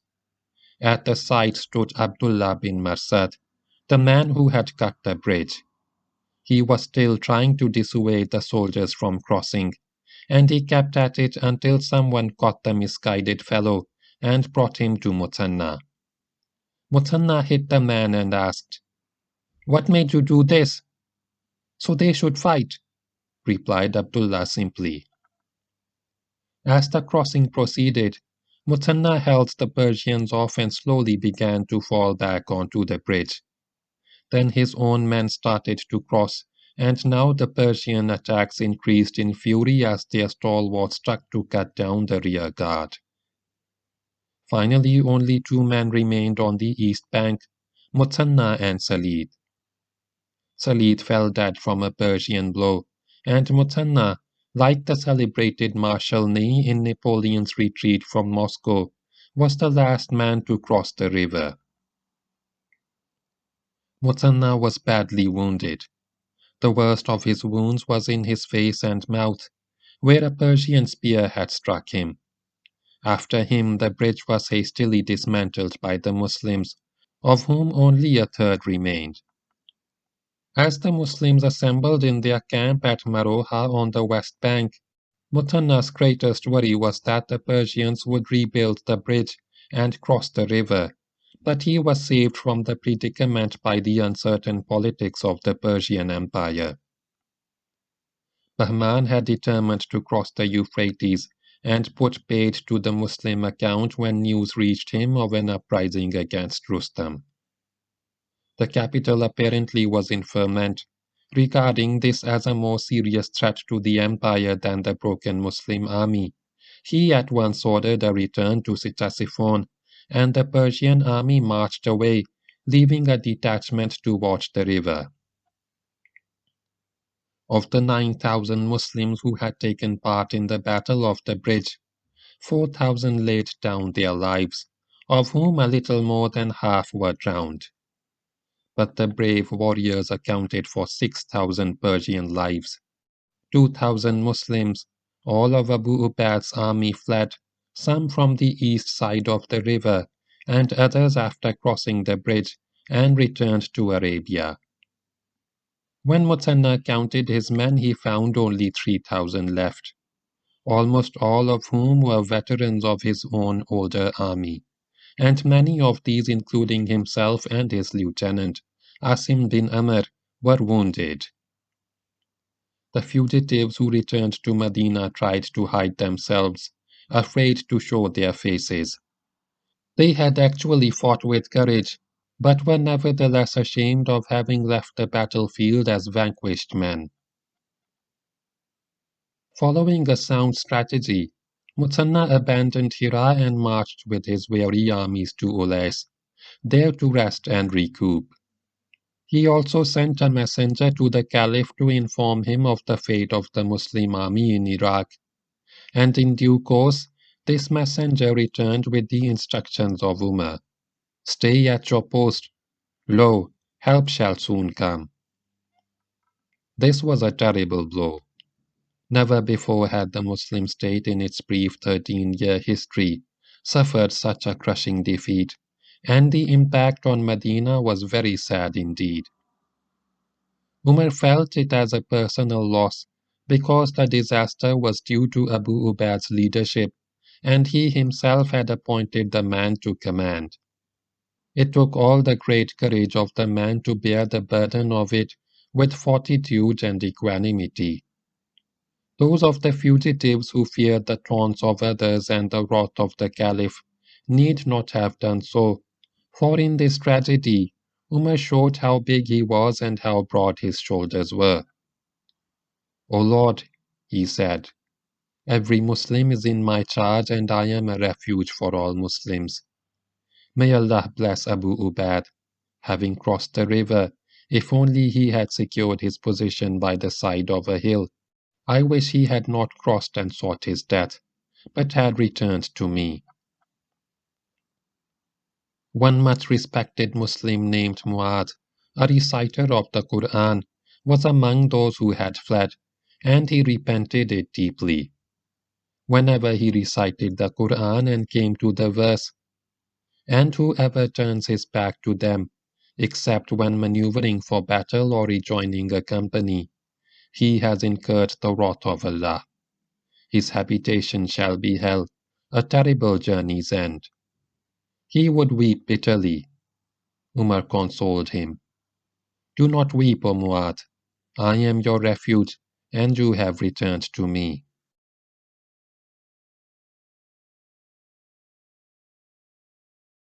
End of chapter 3. Start of chapter 4. The Battle of Buweib. Muthanna, the bravest of the brave, bore his troubles in silence. Not a word of complaint escaped his lips, though he had much to complain about. When he had first gone to Abu Bakr radiallahu ta'ala anhu to suggest an invasion of Iraq, he had hoped that he would give command of the Iran front, but Abu Bakr appointed Khalid as the commander-in-chief. Muthanna was disappointed, but accepted the Caliph's decision without resentment because of Khalid's great stature and his unique military ability. The best of generals would be happy and honored to serve under Khalid. When Khalid was sent off to Syria and Muthanna appointed commander-in-chief in Iraq, he got his just elevation and was satisfied.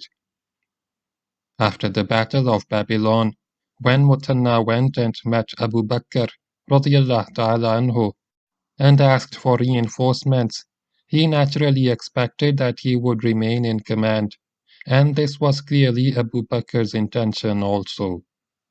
But then a relatively obscure man whose qualifications for high command were doubtful was placed in command of the army in Iraq. Muthanna again felt unfairly treated, but like the good soldier and true Muslim that he was, accepted the Caliph's decision loyally and threw himself without reservation into battle under Abu Ubayd, in spite of the obviously faulty plan of the new commander.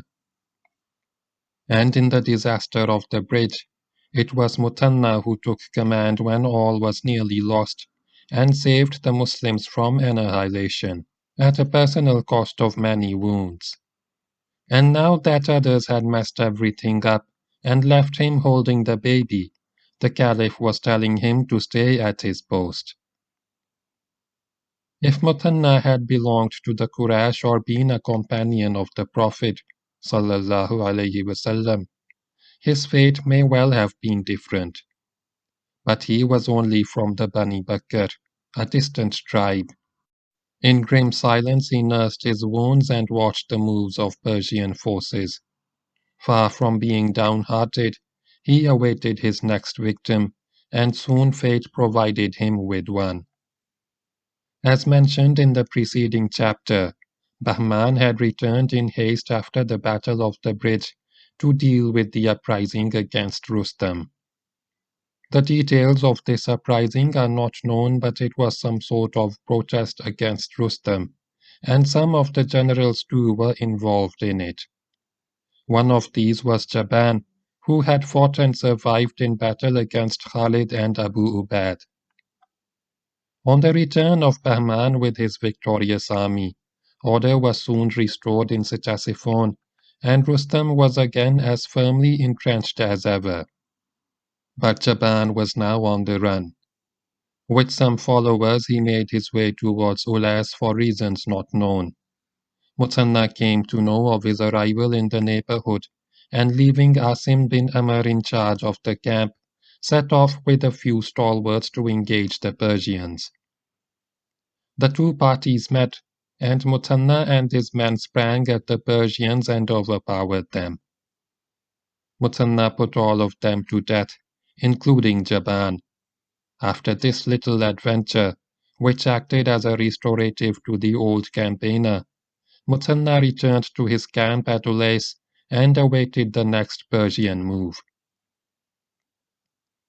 The date of this event is not recorded, but would be about January 635, Zulqa'dah 13 Hijri. This was an auspicious beginning of the year 635. Things began to look up again for Muthanna. The reinforcements promised by Umar started to arrive in groups of various sizes, the largest being that of a veteran named Jarir bin Abdullah. Jarir had fought under Khalid in Iraq and marched with him to Syria. But soon after Khalid's arrival in eastern Syria, he had found it necessary to return to Arabia for certain reasons. After the Battle of the Bridge, Jarir approached Umar with his clan of Bajila and asked for marching orders. "Go and join Muthanna," said Umar. "But Syria," said Jarir. "But Iraq," replied the Caliph. Like many Arabs, Jarir and his followers were happier at the prospect of fighting in Syria, and not as keen to go and fight the Persians. Umar explained that reinforcements were urgently needed in Iraq, and that there was no need for more forces in Syria. The Muslims in Syria are on top of their enemies. Jarir remained reluctant, and finally Umar was able to persuade him to go to Iraq only by offering his clan 1/4 of the state's share of the booty. Thus the clan of Bajila would get the usual 4/5 of the booty taken by them, plus 1/4 of the remaining 1/5, which was the share of Medina. With this understanding, Jarir set off for Iraq. Before he left, the Caliph warned him, "Do not cross a river or a bridge except after victory." Several other tribal contingents also marched to Iraq. Some of these joined Muthanna at Ulais, while others joined him at Zukar, where Muthanna later moved up from Ulais. Among the better-known tribal chieftains who went to Iraq to fight in the Holy War were Jarir bin Abdullah of the Bajila, Arfaja bin Harsama of the Azd, who had been one of Abu Bakr's corps commanders in the campaign of the apostasy, and Adi bin Hatim of the Tai. The last named had fought under Khalid in the campaign of the apostasy, and was one of Khalid's prominent generals in his Iraq campaign. He was also one of the 2 tallest Arabs in history, about whom it was said that when they sat on a horse, their feet touched the ground. Reports began to trickle into Ctesiphon of the arrival of Muslim reinforcements at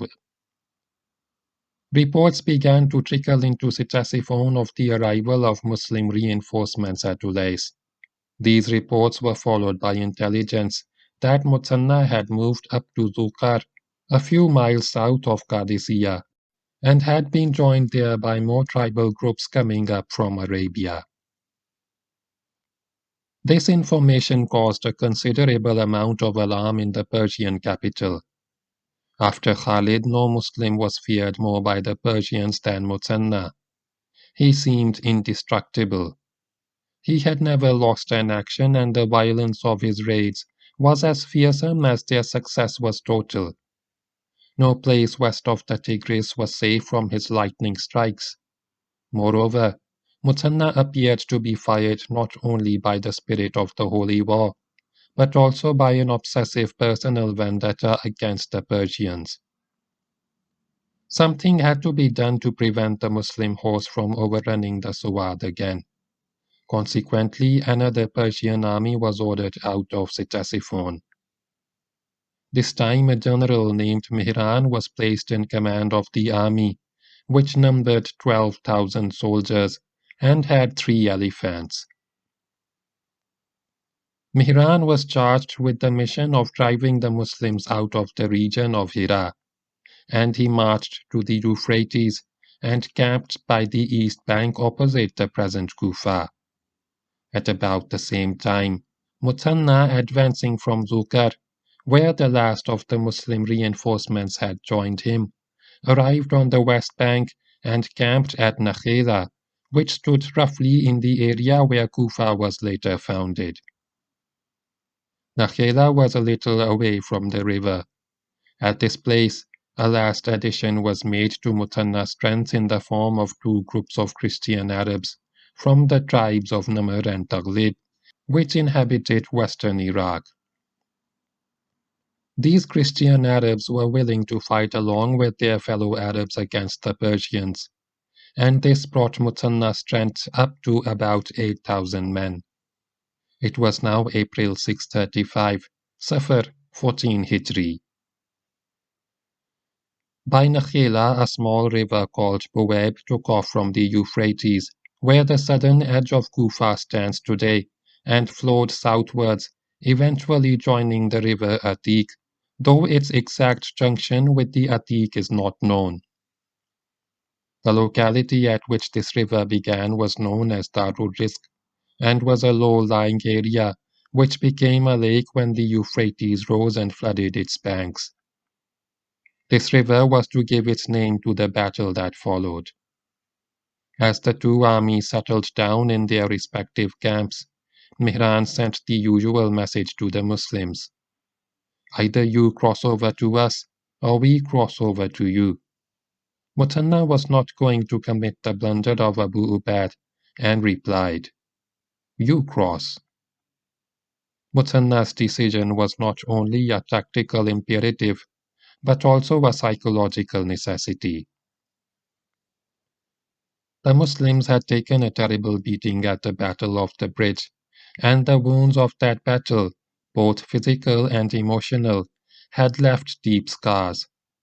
Should the Muslims suffer another defeat like the last one, it would shatter all hopes of conquest in Iraq, and not even Umar would be able to persuade the Arabian Muslims to face once again the much feared Persian. Moreover, although Mutanna could order his men across the river, and they would obey, because the state of discipline of this army was very high, the men would keep looking over their shoulders, wondering if Mihran would do to them what Bahman had done. The location of the two camps was only a little upstream of where the Battle of the Bridge was fought, and this itself was an unpleasant reminder of that disaster. Mutanna knew that on the outcome of this battle hung the fate of Islam in Iraq, and he was determined to win it.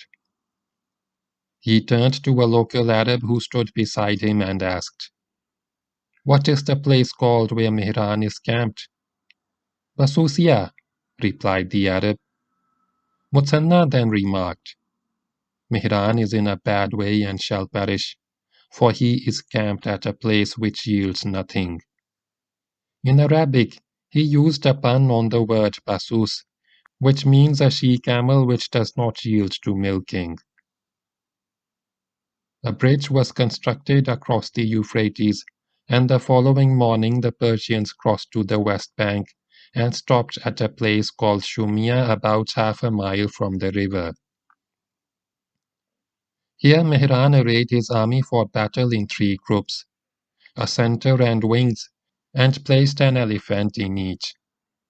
The commanders of his wings were Mardan Shah and the military commander of the district Hira, and Mihran placed himself in the center. He had every intention of emulating the example of Bahman.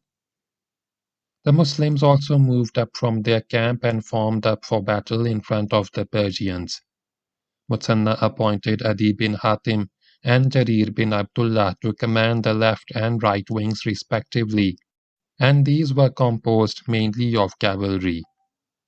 The center, comprising the infantry, was placed under his brother Masud, a gallant and much admired officer, and Mutanna formed a small reserve, which was positioned behind the army and was led by another brother, Mu'anna. The army commander himself took up his station in the center, mounted on his horse Shamus, which means the refractory one, which was known for its speed and its fine gait. This horse was only mounted by Mutanna for battle. While Mutanna was arranging his lines for battle, he saw a Muslim emerge from the front rank and position himself some distance ahead of his comrades. "What is the matter with that man?" Muthanna asked. He received the reply. "He is one of those who had run away at the Battle of the Bridge, and is now determined to get killed in battle." Muthanna went to him and, nudging him gently with the handle of his lance, made him get into line with his comrades. Mihran awaited the Muslim attack, planning to hold and repulse the Muslims before launching his counterstroke. And Muthanna, wishing to seize the initiative at the very start, ordered the attack by his center and wings, leaving the reserve under his brother Mu'anna out of battle for later employment. The Muslims moved forward, and the two armies met with a clash of steel, each bent on victory or death. The Persian front remained intact and unshaken. The defenders of the empire, having tasted victory under Bahman, were determined to suffer no more defeats, and fought with courage and discipline to hold their position. For some time the battle raged along the entire front. Then, as the weight of Muslim pressure slackened, the Persians began a forward movement, and the Muslims found themselves being pushed back. Clouds of dust blanketed the battlefield, and the din of battle sounded like a roar of thunder. In spite of their best efforts, the Muslims were unable to stem the tide of Persian advance. Some disorganization had now set in, as is inevitable in combat, and a few Muslim units even broke contacts and pulled back a short distance. Muthanna had his work cut out for him in restoring order and getting his troops to go once again into the attack. He galloped to every part of the front where the Persian pressure appeared to be bearing fruit, and rallied his men with the cry, to me, I am Muthanna." At times, in a fit of desperation, he would tear at his beard. Then there was a lull in the fighting, though contact remained. The Persians too needed a little rest and reorganization, and Mihran set about re-establishing order in his own formations before dealing the final blow to the Muslims. In this lull, the Muslims reformed for the attack. The commanders urged their men to fight even harder, and the men realized that on their actions depended the fate of Islam in this part of the world. Jarir, the commander of the Muslim right, addressed his own tribe. "O people of the Bajila, let none advance more speedily against this enemy than you. There is for you in this land, if you conquer it, a greater share than for other Arabs. Fight for one of the two glories." The two glories were victory and paradise. Once again the Muslims went into the attack, the center and the wings, and once again the Persians held them. The fighting increased in ferocity. Muthanna and his brother Masud, the commander of the center, struck to break the Persian center, and in this fighting Masud fell mortally wounded. Muthanna turned to his men and shouted, "O Muslims, this is the way that the best of you die. Raise your standard, may Allah raise you." Seeing that the Persians were getting tired, though not more tired than his own men, Muthanna now called up his reserve under his brother Mu'anna and threw it into the center, and these fresh troops began to play havoc with the Persian front. It was Muthanna's intention to break through the center, while his wings held the Persian wings in place. Mihran was now in a desperate position. His center was being pushed back towards the bridge. To stop the retrograde movement of his center, he went forward himself, and at the front he was killed in single combat by a Muslim warrior. According to one account, he was killed by a Christian youth from the Tajlib, according to another, by Jarir, and according to yet another, by Muthanna himself, and Allah knows best. With the death of their general, the Persian resistance weakened, the Muslim pressure against the center increased, and at last the Persian center broke. Muthanna wanted the bridge in order to prevent a Persian escape, and made a thrust towards it, but his pace was slowed by stout resistance from groups of Persian warriors who knew the vital importance of the bridge, and strove to deny it to the Muslims. The Persian wings too were now in retreat. With the death of their general, the Persian resistance weakened. The Muslim pressure against the center increased, and at last the Persian center broke. Muthanna wanted the bridge in order to prevent a Persian escape, and made a thrust towards it, but his pace was slowed by stout resistance from groups of Persian warriors who knew the vital importance of the bridge and strove to deny it to the Muslims. The Persian wings too were now in retreat. At last Muthanna broke through and captured the bridge and stopped all movement over it. Some part of the Persian army had already managed to cross to safety, but the bulk of it was cut off west of the river, and here the Muslims inflicted the most fearful casualties upon their foes. The Persians scattered and fled north and south, but were pursued by the Muslim cavalry till nightfall and again the next day. A large number of the fugitives were killed in the pursuit. Those who escaped the slaughter made their way to Ctesiphon to tell a tale of woe which Ctesiphon had heard many times before.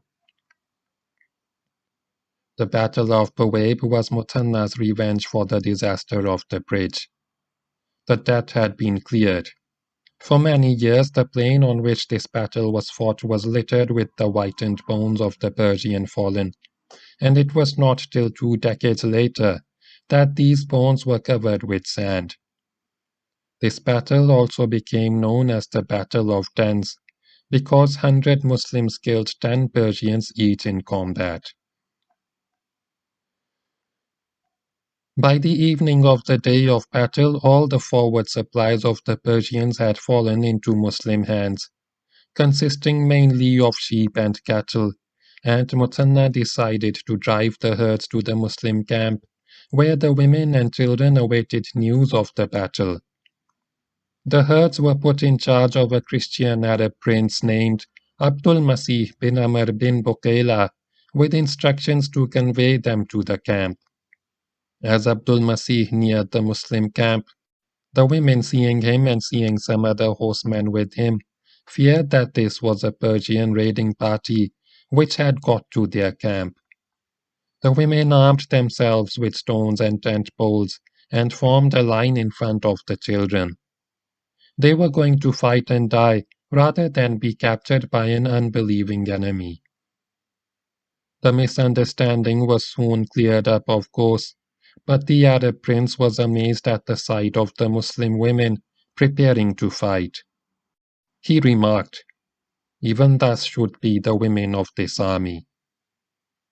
Muthanna, who had unerring and intuitive sense of timing, now threw his army across the Euphrates, and the Arab horse again galloped over the fertile plain of the Suwad. Asim was sent to raid Sabat, a few miles west of Ctesiphon, Jarir to the Tigris down to Kaskar, and Muthanna himself led a large column to Anbar, then to Baghdad, and then to Tikrit. So much booty was gathered by the Muslims that its transportation became a serious problem, and Muthanna had to order that only gold and silver would be taken in the raids. The Suwad once again became the property of Islam. The Persian army once again stood behind the Tigris, and Muthanna was once again in his element, master of every inch of land where his horse placed its hoof.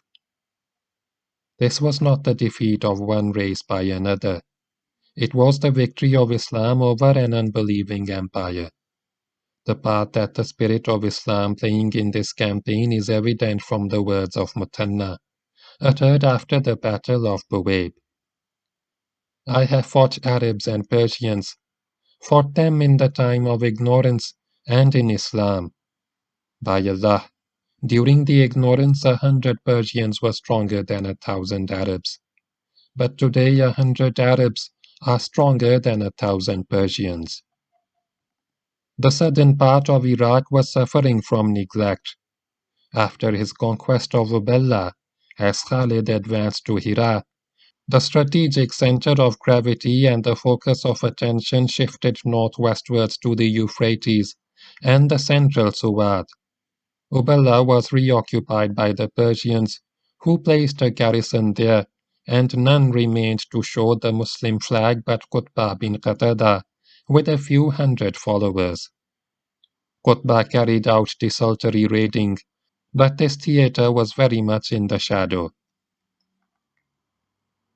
The theatre was nevertheless, from a long-term point of view, of considerable importance. Much of the Persian resources in men and material needed to sustain the war came from the province of Fars and passed through the junction of Ahwaz, and all seaborne supplies were landed at Uballa. If these lines of supply could be severed or at least disrupted, the effect on the Persian war machine would be a serious one. Umar decided to do something about it, but unfortunately underestimated the magnitude of the task. Having dispatched Abu Ubayd to the main front in Iraq, he sent Sharih bin Amr with a few hundred men as a reinforcement to Qutbah and instructed him to raid deeper into Persia. Qutbah sent Sharih across the Tigris to carry out the Caliph's orders by raiding Ahwaz. Sharih advanced upon Ahwaz, but at a place called Taris on the way he was intercepted and killed by a Persian garrison. Qutbah resumed his role of observation and pinpricks. Then took place the Battle of Buweib and the reoccupation of the central Suwad by Muthanna. On getting news of this victory, Qutbah wrote to Umar and asked for large-scale reinforcements so that he could take a more active part in the war against the Persians. Umar was already contemplating a serious effort on this sector and sent for Utbah bin Ghazwan, an immigrant and one of the early companions. Allah, Most High and Mighty, began the Caliph, has given Hira and what is around it to your brothers, whose cavalry has subdued the region of Babylon, and he has killed a great one of their nobles. The reference was to the Persian Mihran who had fallen at Buweib. I am concerned that their Persian brothers will attempt to help them. I wish to send you to Uballa to prevent people on one side from helping their brothers on the other. Go to the region of Uballa and keep the people of Ahwaz and Fars and Maysan occupied so that they do not help their comrades in the Suwad against your brothers who are there. And keep your forces concentrated at one place. Fight them in the hope that Allah will give you victory. March with faith in Allah and fear Allah. Be fair in judgment. Say your prayers at the appointed times and remember Allah much. Utbah bin Ghazwan set off from Medina with 2,000 men and arrived in the region of Uballa, where he took Qutbah under command.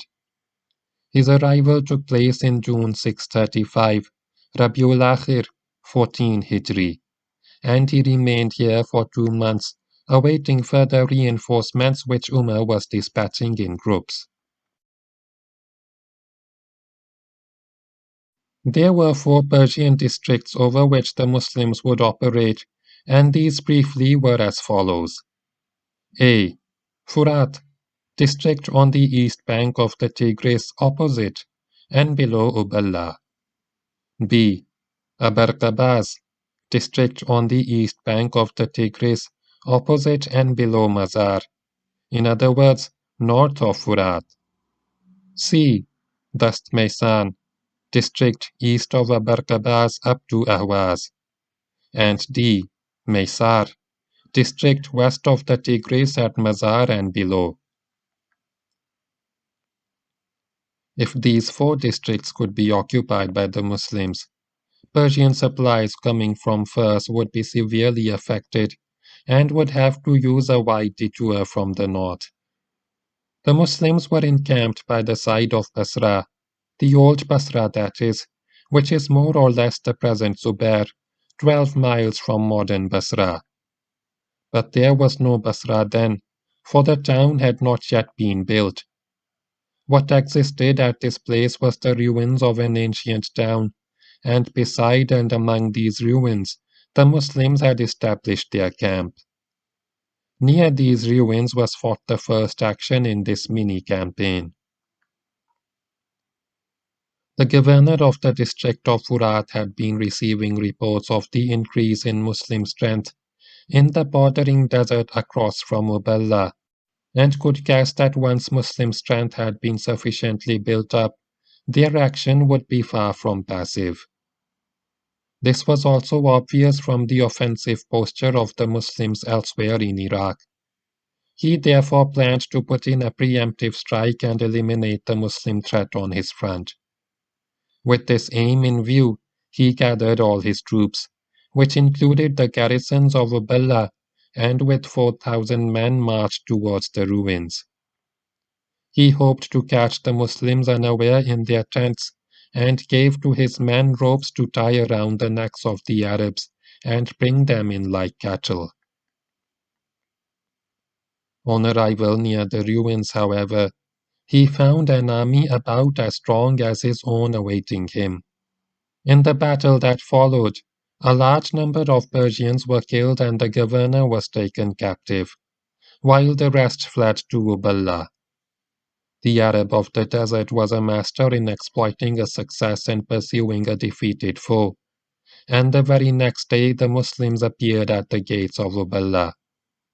The Persians, defeated the day before in battle, offered no resistance, and Uballa fell to the Muslims for the second time since the beginning of the Muslim invasion of Iraq. This happened in Rajab 14 Hijri, August or September of 635. Utbah bin Ghazwan lost no time in crossing the Tigris. The district of Furat had little opposition to offer, and a few Muslim mounted groups went through it to make sure that no hostile soldiers remained. Then Utbah marched into the district of Dast Maisan without, however, going as far as Ahwaz. In this district a small Persian force prepared for battle, but it was easily defeated, and having established Muslim authority here, Utbah marched westwards into the district of Abarkabas, which also bowed before the Muslims. The districts east of the Tigris were now in Muslim hands. Utbah returned to Uballa and sent a force under one of his officers across the Euphrates. This force captured Mazar and subdued the district of Maisan before joining Utbah at Uballa. It had hardly returned, however, when news was received that Abarkabas had revolted. The governor of Abarkabas was a Persian named Filhan, who had accepted Muslim rule as a matter of necessity until he was strong enough to throw off the yoke. Hence he had signed a treaty with Utbah acknowledging the Muslims, but now he gathered a small force and prepared for battle. Utbah sent Mughira bin Shuba with the bulk of his small army to Abarkabas to deal with the revolt. Mughira marched to Maghrib, where Filhan awaited him, and at Maghrib the Persians were again defeated and their commander killed. Having reimposed Muslim rule over Abarkabas, Mughira returned to Uballa. Hardly had he got back when Maisan, the district west of the Tigris, also revolted, and pursuing the mission given him by his commander, Mughira crossed the Euphrates and crushed this revolt also. This was the last attempt by the Persians to dispute Muslim rule in these districts. By about Ramadan, 14 Hijri, October or November 635, these four districts were in Muslim hands and remained so for some time. This had a restricting effect on the movement of Persian supplies through Ahwaz, but it would be incorrect to say that the route of supply to Ctesiphon was severed. The Muslim strength here was not enough to achieve this end, and they contented themselves with the moderate success which they had gained. Soon after these actions, Utbah left Uballa to visit Medina, but died while he was on his way back, and Umar appointed Mughira bin Shoba as the commander of this front. Mughira was a sturdy soldier and a gifted man, whom the reader will come to know better in the chapters that follow. End of chapter 4. Start of chapter 5. Umar and Sa'ad. There was much to occupy the mind of Umar as the year 14 Hijri neared its end. His main worry was Iraq. The trouble with fighting great empires is that one cannot bite off just one province on the frontier and expect to call it a day. The empire fights back to re-establish its boundaries and its glory, and the Persian Empire was certainly too proud and too misty to let the Muslims remain in occupation of the Suwad. The Muslim campaign in Iraq so far had been in the nature of a seesaw. 4 times had the Muslims overrun the central Suwad, and thrice, until Muthanna's last victorious entry, had the Persians pushed them out. This gave an element of military and political instability to the Suwad, the people of which began to feel like a wife with 2 husbands. And now this seesaw action came into play again. The star of Emperor Yazdjurd had never shone brilliantly, but it still had some luster. Advised by his master strategists, Rustam and Bahman, he set into motion measures which would bring about a titanic contest, such as is fought only once in a generation, or perhaps even in a century. Such demons of war would be unleashed as had never been seen on Persian soil before. More will be said in subsequent chapters about the Persian juggernaut, but suffice it to say that Muthanna found it prudent to withdraw his forces from the Suwad. The local inhabitants, of course, again declared their loyalty to the Persian crown. The Muslims even abandoned Hira and withdrew to Zukar, a few miles south of Qadisiyah, from where Muthanna wrote to the Caliph and conveyed the latest military situation.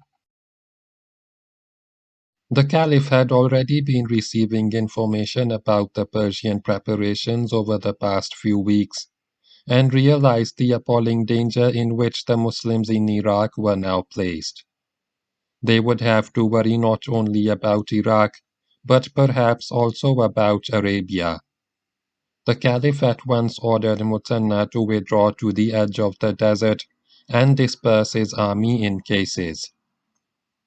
Consequently, Muthanna pulled back to the desert region south of the Euphrates and what now forms the north border of Saudi Arabia. This move was carried out in the month of Zulqa'dah. As a matter of interest, for those who do not know, the Muslim months are Muharram, Safar, Rabiul Awwal, Rabiul Akhir, Jamadiul Awwal, Jamadiul Akhir, Rajab, Shaban, Ramadan, Shawwal, Zulqa'dah, and Zulhajj. Muthanna took up his station at Sharaf, and the front which he commanded stretched from west of Hira to about opposite Samawa, with his largest group positioned in the vicinity of Sharaf. In the Uballa sector, which was not under Muthanna, the Muslims were encamped in the hills of Ghuzay, some distance from Uballa. The Suwad and the main cities on the west bank of the Euphrates, including Hira, were in Persian hands.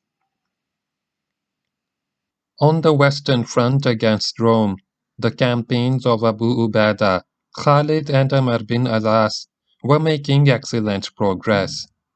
The Romans had been defeated in several bloody battles, and at the present moment, the main Muslim army under Abu Ubaidah was investing Emesa, whose fall was expected any day. Syria had not, however, been completely captured from the Romans, and a decisive battle or battles had yet to be fought. The Caliph had no misgivings about Syria, but it was obvious that he could not take away a sizable force from that front to fight against the Persians until the back of the Roman power in Syria was broken. In Iraq, things were heading for a big showdown, and it would take months to put into the field the kind of army that was needed in the new situation. One answer was to do nothing about the Persians until the Romans were finally crushed in Syria, and then move a large part of the Muslim army from Syria to Iraq. But the Syrian campaign could get prolonged, and there would be a delay in directing Muslim forces to Iraq. This could dampen the Muslim zeal to fight the Persians, and could even give the impression that the Caliph was afraid of Persia. Moreover, the remaining manpower in Arabia would get sucked into Syria, denuding the Arabian Peninsula of all reserves. The problem of numbers was partially eased by using the apostates for military service.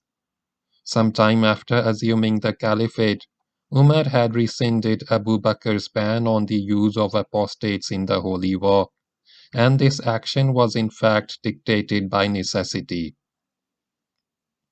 Since the entire Arabian Peninsula had apostatized after the death of the Holy Prophet, except for Mecca, Medina, and Taif, there were just not enough Muslims in the tribes which had remained loyal to fight two large-scale wars against two mighty empires.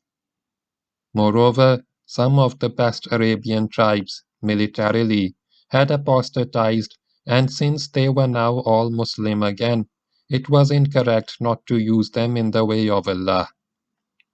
As a result of Umar's call, the apostates came in their thousands to fight the infidel, and all were sent off to Syria, where they were now serving just like other Muslims. Some of the apostate leaders were distinguished officers, whose presence in battle was welcomed by the Muslim generals commanding the corps and armies. And in this history, many of them will earn the respect and admiration of the reader. It should be noted, however, that the word apostate is used here to classify these people.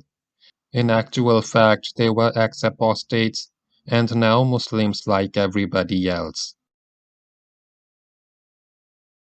Umar knew that the days of small armies were over in Iraq, that great and terrible battles lay ahead, and he decided to start preparations straight away for the war against the Persians. He would launch the Muslims in their initial move for this campaign, and hope that the timing of it would fit in with success on the Syrian front, enabling him to switch forces from Syria to Iraq before the main confrontation in battle with the Persians.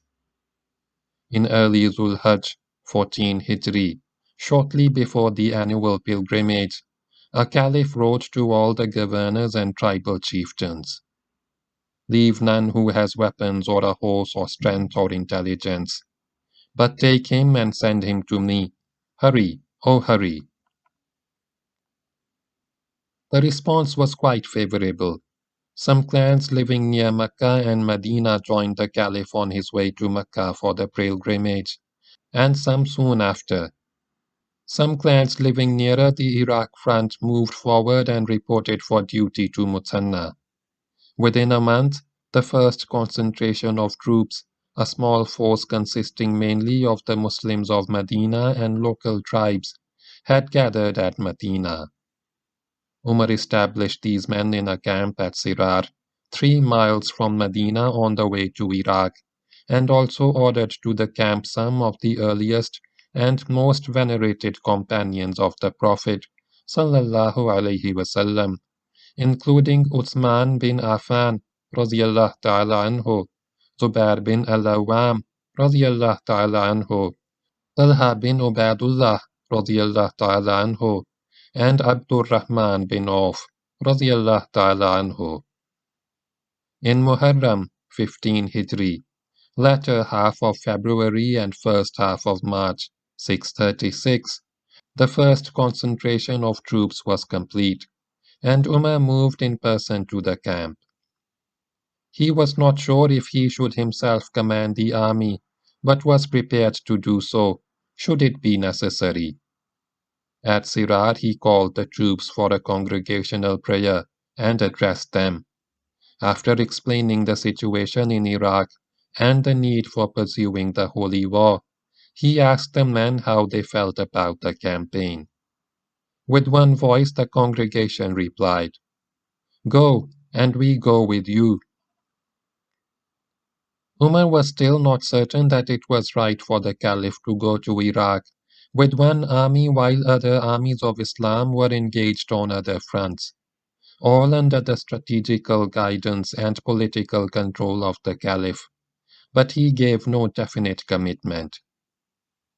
"Prepare for war," he said, "and I shall go with you, unless some better counsel comes forth." Umar decided to call a council of war, to be attended by all the leading companions. But first he sent for Ali, whom he had left in Medina to act as his deputy in case he should march with the army to Iraq. "O father of Hassan," said Umar to Ali, "what do you say? Should I go or send someone else?" "Go yourself," replied Ali, "for that will have a greater psychological impact upon the enemy." Then came the council of war, and Talha was of the same view as Ali and the troops, that is, that Umar should command the army in person. The rest of the councillors, however, were unanimous in opposing this view and felt that it would be incorrect for Umar to go to Iraq with the new army. Abdurrahman spoke for most of them when he said, "Stay and send the army, and the will of Allah in respect of your wishes will be apparent in the fortunes of your army.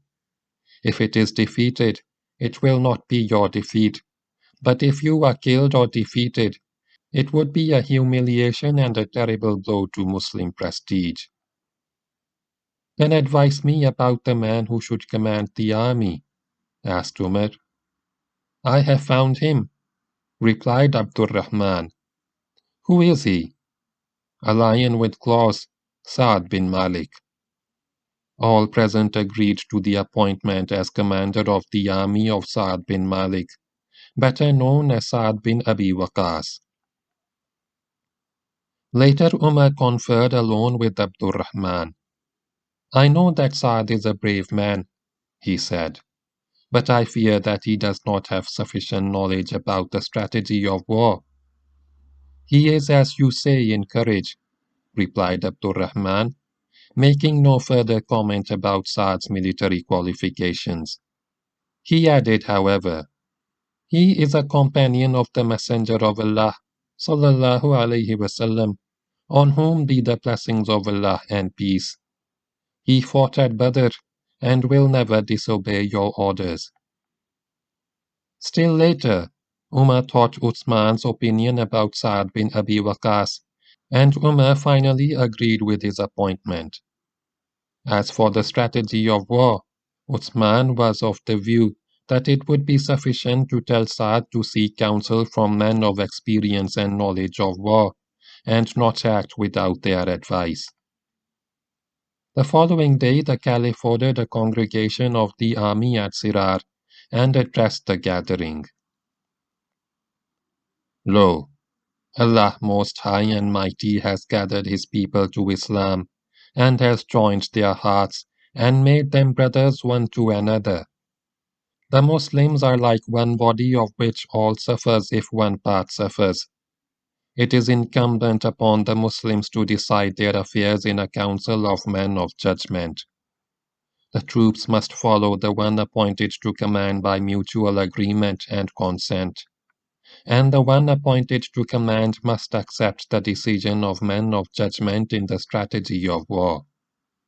O people, I am just one of you, but men of judgment have dissuaded me from going with you. I have decided to remain here and send another in command, and I have consulted all in this matter. Sa'ad was not present at Medina during these proceedings. After the Caliph had addressed the troops, he sent for Sa'ad, and as Sa'ad appeared before him, the Caliph said, I have appointed you commander of the war in Iraq.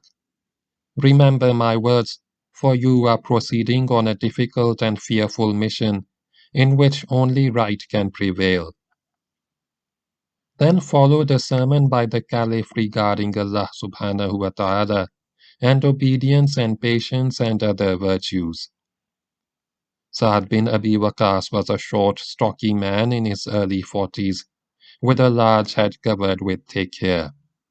A very strong and vigorous man, he had been an arrow maker by profession and was one of the best archers of the time.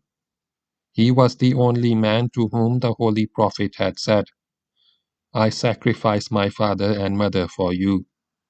And this was at the Battle of Uhud, where he stood beside the Prophet sallallahu alaihi wasallam, and with his bow played havoc with the infidels. Once the Holy Prophet sallallahu alaihi wasallam had referred to him as his maternal uncle, as a mark of affection. And thereafter Sa'ad had become known as the maternal uncle of the Messenger of Allah sallallahu alaihi wasallam, although there was no actual blood relationship between the two.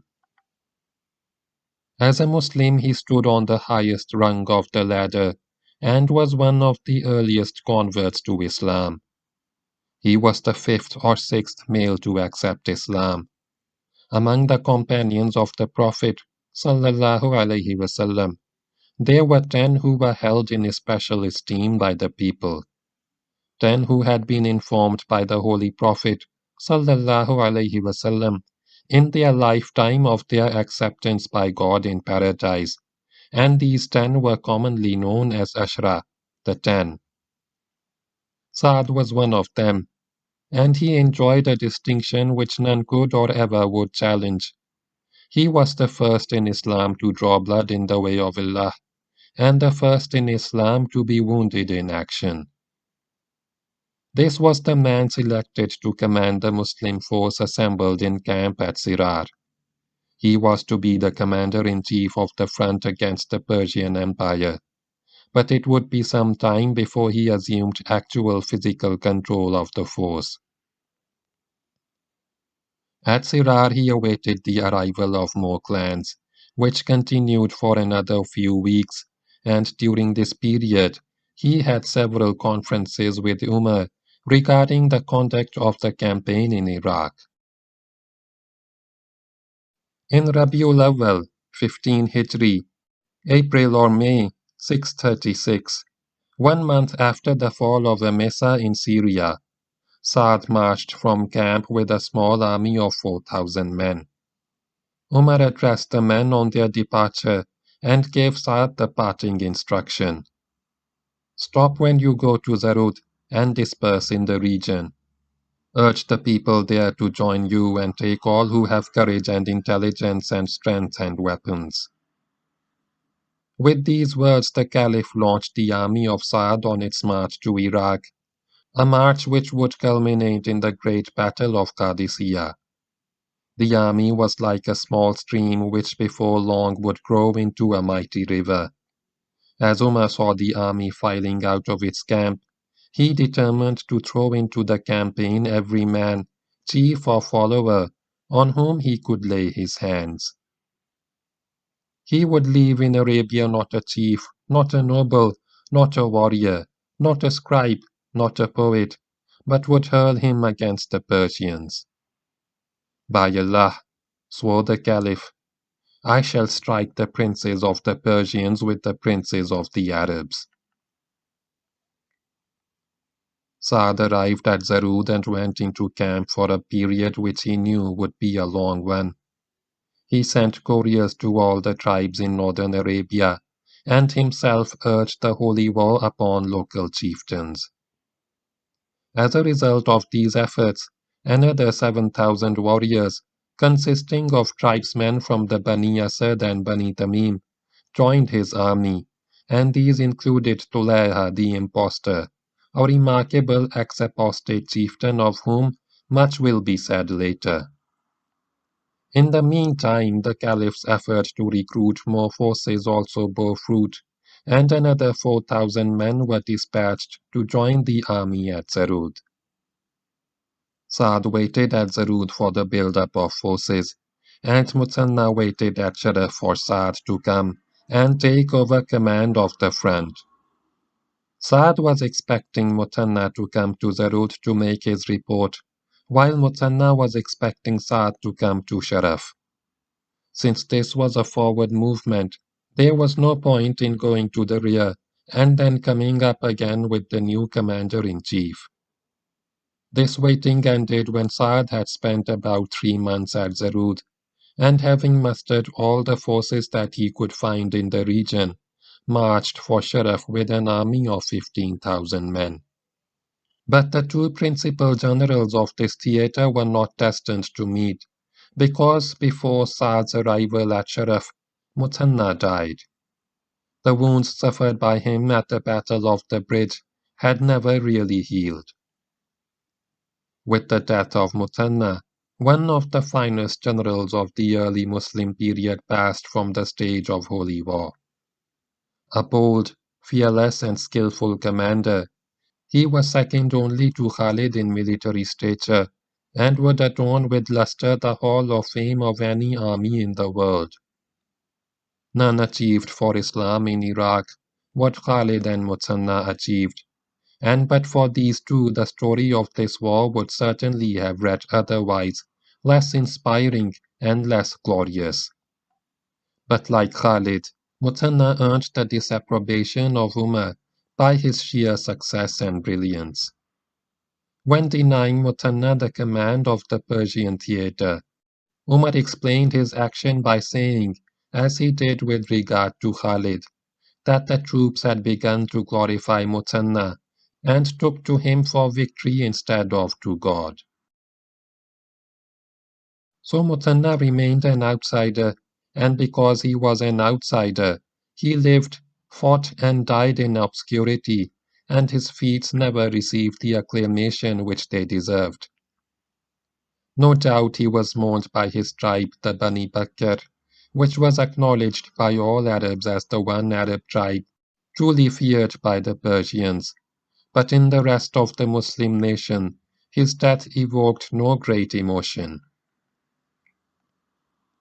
Sa'ad prayed for his soul, and that was all. Unheralded when he appeared, unsung when he fought and conquered, unlamented when he died, Muthanna rises as a tragic figure to accuse the historian of unjust neglect. May Allah be pleased with Muthanna bin Harisa. Sa'ad arrived at Sharaf in Jamadiul Akhir, 15 Hijri, July 636, and again dispersed his forces in the oases of the region. This was to be the last staging arm before the Muslim march to contact the Persians in Iraq. Soon after his arrival, he received Muthanna's brother Mu'anna, who had been left in command by the departed hero, until Sa'ad should make other arrangements. With him came Salma bint Khasfa, Muthanna's widow, and he delivered to Sa'ad the parting words of Muthanna. The Muslims should not fight the Persians when they are concentrated in their homeland, but should fight them on the boundary between the desert and the zone. Thus, If Allah should give the Muslims victory, they will have whatever lies behind the Persians, and if the result is otherwise, they can withdraw into a region whose routes they know best and of which they are masters, until Allah decides that they should return to battle. Muanna also conveyed his brother's opinion that the battle with the Persians should be fought between Qadisiyah and Uzaib, and he handed over to Sa'ad his brother's widow, for she had been bequeathed by her late husband to Sa'ad. Apparently this custom was sometimes practiced by noble-born Arabs. Sa'ad accepted the lady, and after her 4 months period of widowhood was over, married her. He also took command of Muthanna's army and confirmed Muanna as the commander of the Bani Bakr. Muthanna had under his command just before his death a force of 12,000 warriors, which included some who had joined him after Umar had sent out his call to arms, and all these men now became part of the army of Sa'ad, which swelled to a great force of 27,000 men. Sa'ad wrote to the Caliph, conveyed Muthanna's advice, and informed him of the location of various contingents deployed along the front from opposite Uballa to opposite Hira. In reply, Umar wrote, "When you get this letter, organize the army into tens, and let them know their units. Appoint the commanders of the corps, and let them see and know their men. Give the contingents Qadisiyah as the meeting point, and get Mughira bin Shu'bah to join you with his cavalry. And then write to me." Sa'ad acted as ordered, and in due course Mughira, who was in the Uballa sector, moved to Sharif with 800 men. The army was organized as instructed by the Caliph, and the commanders of corps and regiments and tribal contingents were left to get acquainted with their men. A few days after the first letter, another one arrived from the Caliph. March with the Muslims from Sharaf towards the Persians. Place your faith in Allah and seek His help, and know that you are advancing against a people whose numbers are vast, whose equipment is superb, whose strength is great, and whose land is difficult.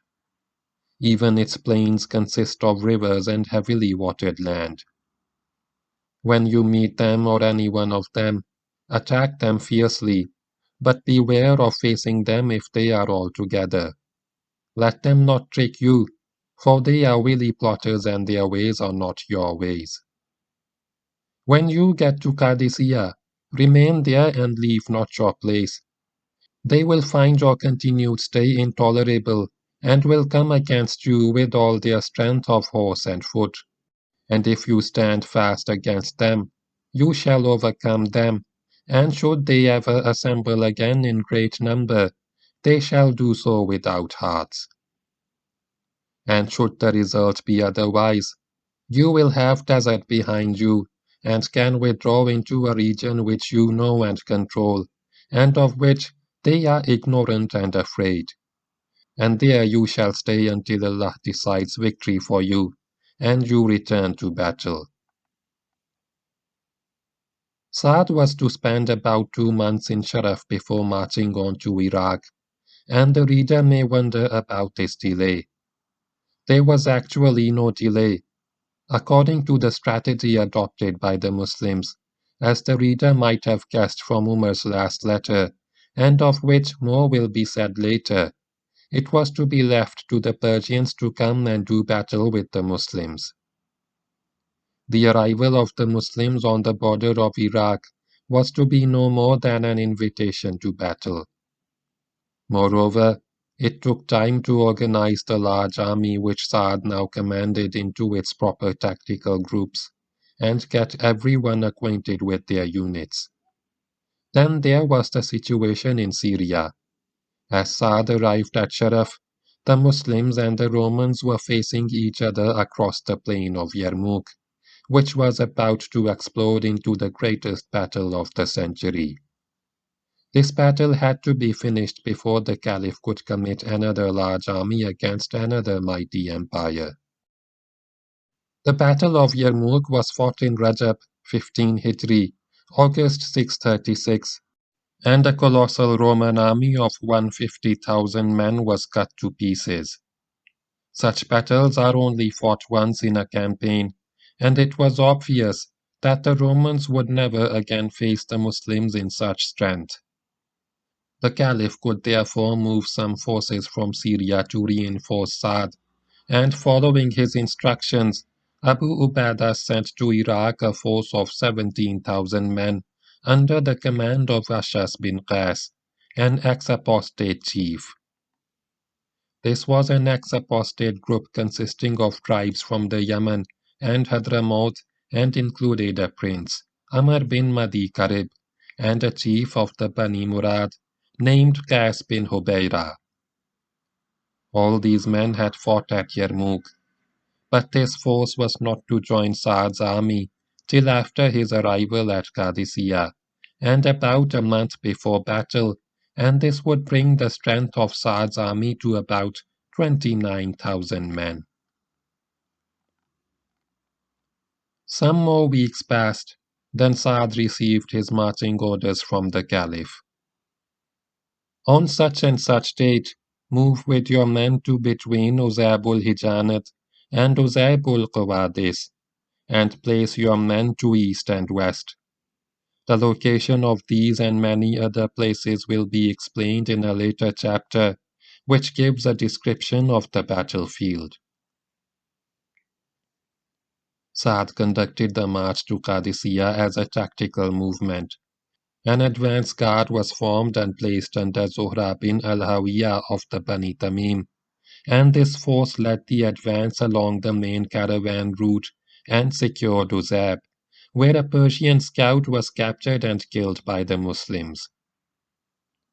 The main body of the army closed up after Zuhra, and the advance guard crossed the trench of Sabur and occupied Qadisiyah.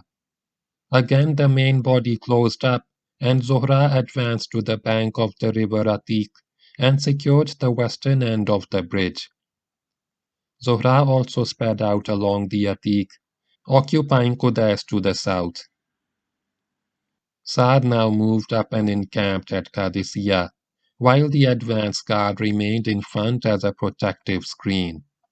As soon as he had secured the river bank, Zuhra sent a raiding party to the area north of Hira, and this party captured a large bridal procession which was taking the daughter of Azazbeh, governor of Hira, to her bridegroom. Several of the guards were killed, and the bride, along with 30 noble-born maids and 100 slave girls, and the entire dowry of the bride, was brought into the Muslim camp. The booty, including the beautiful damsels, was distributed by Sa'd among the members of the raiding party, and the Muslims took this as an auspicious and delightful omen. As soon as the camp was established, Sa'd wrote to the Caliph, "The enemy has sent no one against us, and has not appointed, so far as we know, anyone to command the campaign. When we know, we shall inform you and shall seek Allah's help." A few days later he received the Caliph's letter. "Strengthen your heart and your army with sermons and right intentions and worthiness. And as for those who forget, remind them. Steadfastness and again steadfastness. For help comes from Allah according to one's intentions, and His reward according to one's efforts. Caution and again caution, for grave is the matter upon which you are embarked, and pray to Allah for His blessings.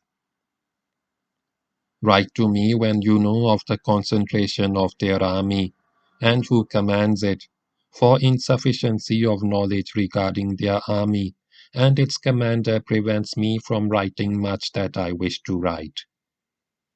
Describe the place where you are and the land between you and Madain, Describe it so clearly that I can see it with my own eyes and become one of you.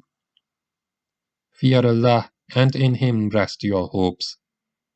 Saad had by now got some information from spies who had been sent into Hira. He sent the required topographical descriptions and added, all those of the people of the Suwad who had entered into covenants with the Muslims have broken them. They fear the Persians and are preparing for war against us. The commander of their army is Rustam, and he has with him others of his own stature. They seek to weaken us and pounce upon us, and we seek to weaken them and attack them. The command of Allah is as good as done, and His decision will be according to whatever He wishes for us or against us. We beseech Allah for the best of decisions and the best of judgments. Umar replied, I have received your letter and fully understand it. Remain where you are until Allah fixes your enemy for you. And if Allah should give you victory, cling to them until you fall upon Madain, which Allah, if He wishes, will destroy. A few days later another letter arrived from the Caliph. My heart tells me that when you meet the enemy, you shall defeat him. So dispel all doubt from your mind, and if any of you gives a promise of peace to a Persian with sign or speech, even if he does not understand it, let him fulfill the promise. Beware of jesting, faithfulness, and again faithfulness.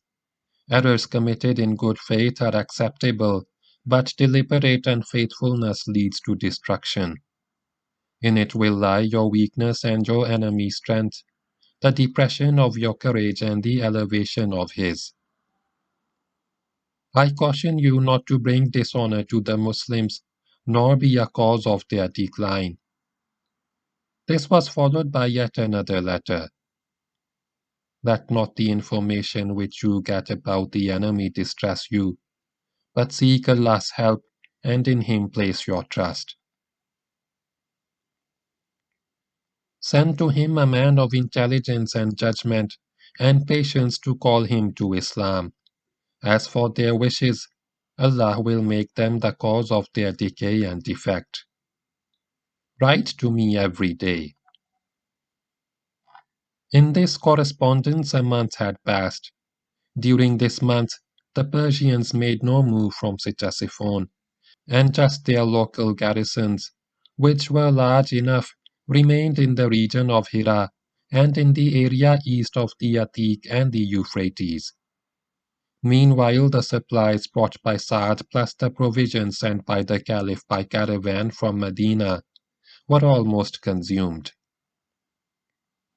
Sa'ad therefore decided to send raiding columns deep into the Suwad, partly to gather supplies to maintain his army, and partly to make life miserable for the Persians.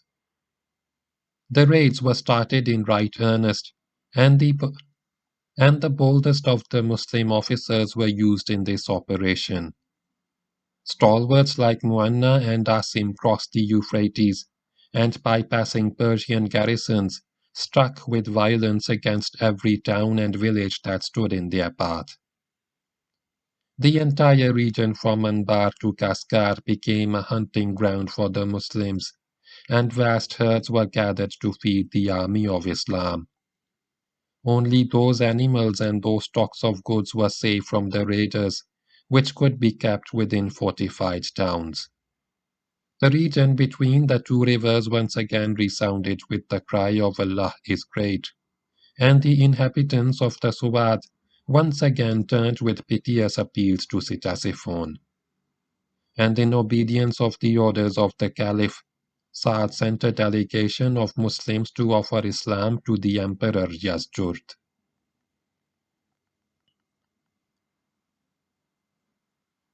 End of chapter 5. Start of chapter 6. Yazdjurd and Rustam. A large delegation of citizens came to see Rustam, They were openly rebellious and especially resentful of the power struggle that was going on between Rustam and a noble named Firzan. While these two wrestled each other in internal politics, the affairs of Persia were going from bad to worse, and the Suwad was being ravaged by Muslim raiding columns. This was 2 years before the arrival of Sa'ad at Qadisiyah in the weeks that followed Muthanna's victory over Mihran at Buweib. The delegates did not mince their words. "What are you waiting for?" they asked Rustam. "For our destruction? By God, O you people who are in command, this weakness has come upon us only because of you. You have split the people of Persia and diverted their attention from their enemies. Were not the death of you our own destruction, we would kill you this very hour. But if you do nothing, we shall kill you anyway, and be ourselves destroyed. Then we shall at least be rid of you." This rising discontent had the effect of strengthening the hands of the Emperor Yazdjurd. Firzan somehow disappeared from the political scene, and nothing more was heard of him till after the Battle of Qadisiyah, while Rustam was cut to size, and metaphorically and literally put in his place as the head of the Persian military organization, a post for which his talents eminently qualified him. The emperor, assisted by his satraps and other nobles, put into motion measures to harness the military resources of the empire for its defense.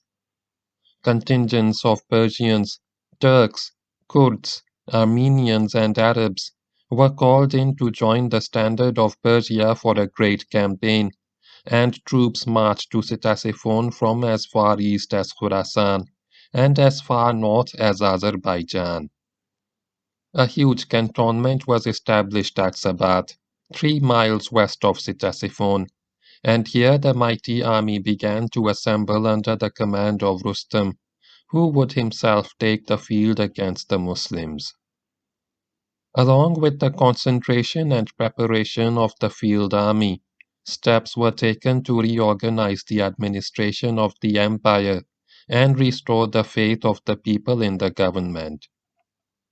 Smaller forces were moved into the Suwad to clear it of the invaders, and the Muslim outposts, alarmed by the military movements taking place in Persia, vacated their positions and retired west of the Euphrates. Muthanna moved to Sharaf in Zulqa'dah, 13 Hijri, and deployed his small army along the fringe of the desert in southwestern Iraq. Even in the Uballa sector, the Muslims abandoned their conquests and quickly stepped back into the safety of the friendly desert. With the withdrawal of the Muslims, the inhabitants of the Suwad threw off the burden of allegiance to the Muslim state and reaffirmed their loyalty to the Sasani dynasty, and the Persians took Hira and Najaf and established outposts to watch for further offensive movements by the Muslim army. The domain of Persia was back in Persian hands. The state of affairs lasted about 18 months till the middle of 15 Hijri.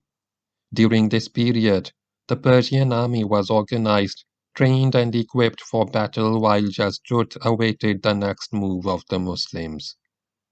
Intelligence about the arrival of the army of Sa'ad at Qadisiyah was brought in by Persian agents, but still Ctesiphon waited, wondering when the Muslims would become bold enough to enter the boundaries of Persia again. And then suddenly a dozen rough Arabs turned up in Ctesiphon, claiming to be the envoys of Islam, and demanded to see the emperor. Saad had selected 12 officers from the army to carry the message of Islam and deliver an ultimatum to the Persian emperor. They were all noble Arabs, chiefs most of them, but not likely to impress the cultured Persians with their simple desert ways. They rode their horses bareback, Among the 12 envoys were Nu'man bin Muqarrin, Mu'anna bin Harisa, Asim bin Amr, and Mughira bin Zurara. But in the true spirit of desert egalitarianism, none of them was the leader or chief envoy. The delegation rode across the Suwad, and since it was on a diplomatic mission, it had no trouble with Persian garrisons and posts on the way. Nearing Sabat, it made a detour of the Persian military camp and entered Ctesiphon. This city, which shared with Constantinople the honor of being the greatest capital of the time, would normally leave any Arabian awestruck, but these Arabs were Muslims and judged honor and quality by different standards. They came not as humble Arabs seeking the favor of the great king, as their ancestors would have done, but as proud Muslims come to offer Islam and deliver an ultimatum to one whom they regarded as an infidel, and therefore an inferior.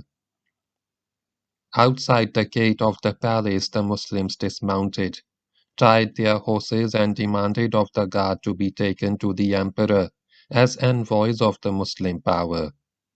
A large crowd of Persians gathered to stare in amazement at the shaggy, neighing horses and the stern-faced men, hard sons of the desert who looked about them with fierce confidence. Yazdjurd was surprised at the arrival of the Muslims, which was certainly not expected. He hastily convened a conference of nobles and discussed with them various matters relating to the talks, which must now be held with the emissaries of Sa'ad. When the conference was over, he sent for the Muslims and prepared to meet them in the great audience chamber of the palace of the Khusros. The Muslims, roughly attired but armed with dignity, entered the chamber and sat down in a line in front of the emperor. Beside Yazdjurd stood the interpreters who would transmit the words of one party to the other, while behind him were arrayed his nobles and courtiers. For some time there was silence as the Muslims looked calmly at the man who in normal times would be too high to be seen by Arabs. Then Yazdjurd broke the silence. "What brings you here?" he asked. "What compels you to invade our land and fight us?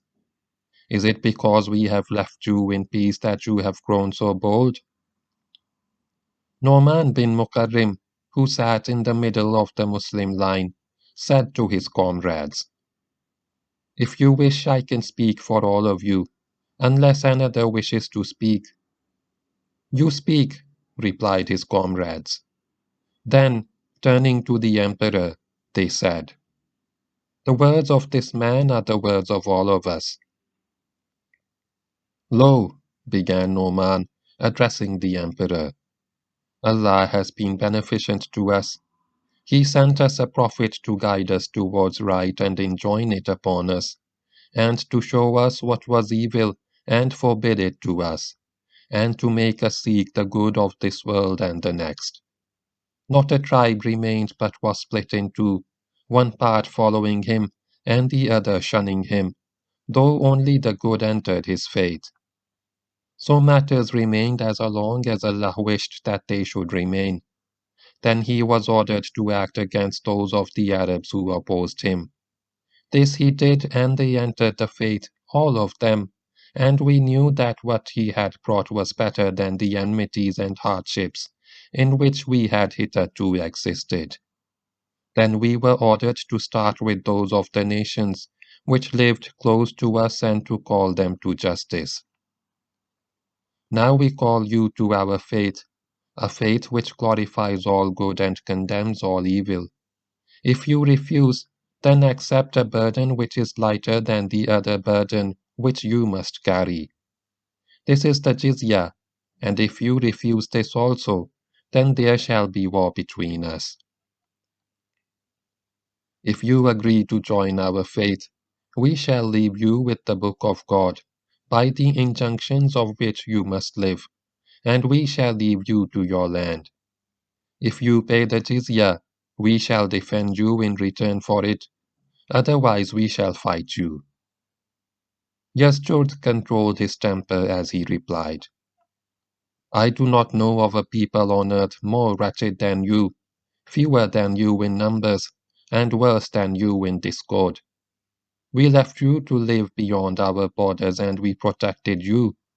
The Persians did not invade your land, and had they done so, you would have had no hope of standing up to them. If it is hardship that brings you here, we shall send you food according to your needs. We shall honor your leaders, we shall clothe you, and we shall appoint over you a king who will rule benevolently over you. Now another Muslim, Mughira bin Zurara, spoke up. O king, these men are the chiefs of the Arabs, their leaders, their nobles. The noble treat with dignity the noble honor the noble respect the rights of the noble venerate the noble. This was a gentle rebuke to the emperor for not showing more courtesy to the envoys than he had done. It was not intended to, and did not please the Persian monarch. But Mughira continued. You have described our state without having knowledge of it. As for our distressing condition, there was none in worse condition than us. As for our hunger, there was no hunger like ours.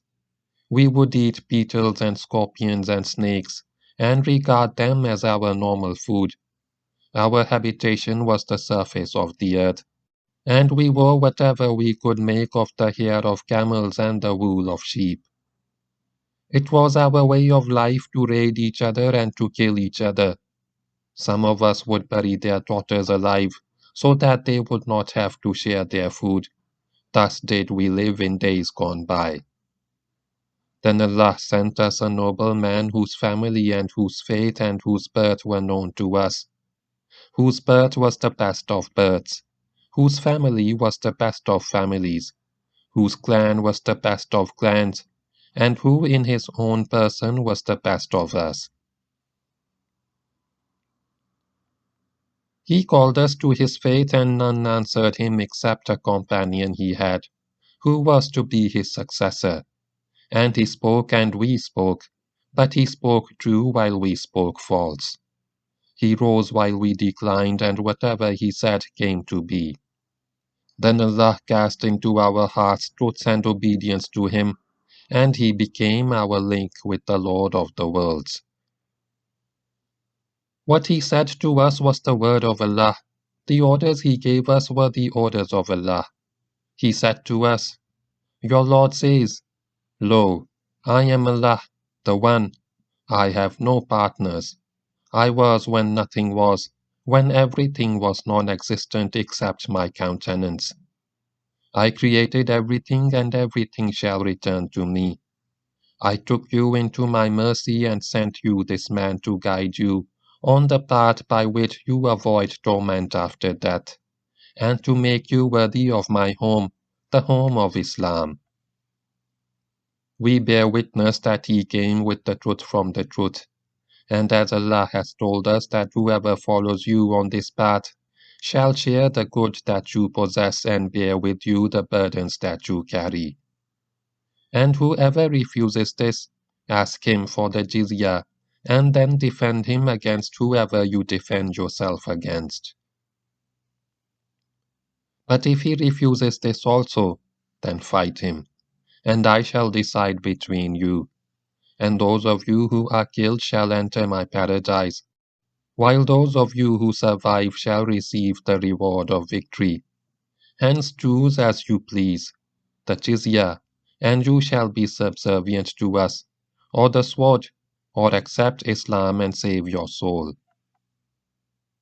Yazdjurd's anger was rising as Mughira was making his speech. When Mughira stopped, Yazdjurd exploded. Is this how you address me?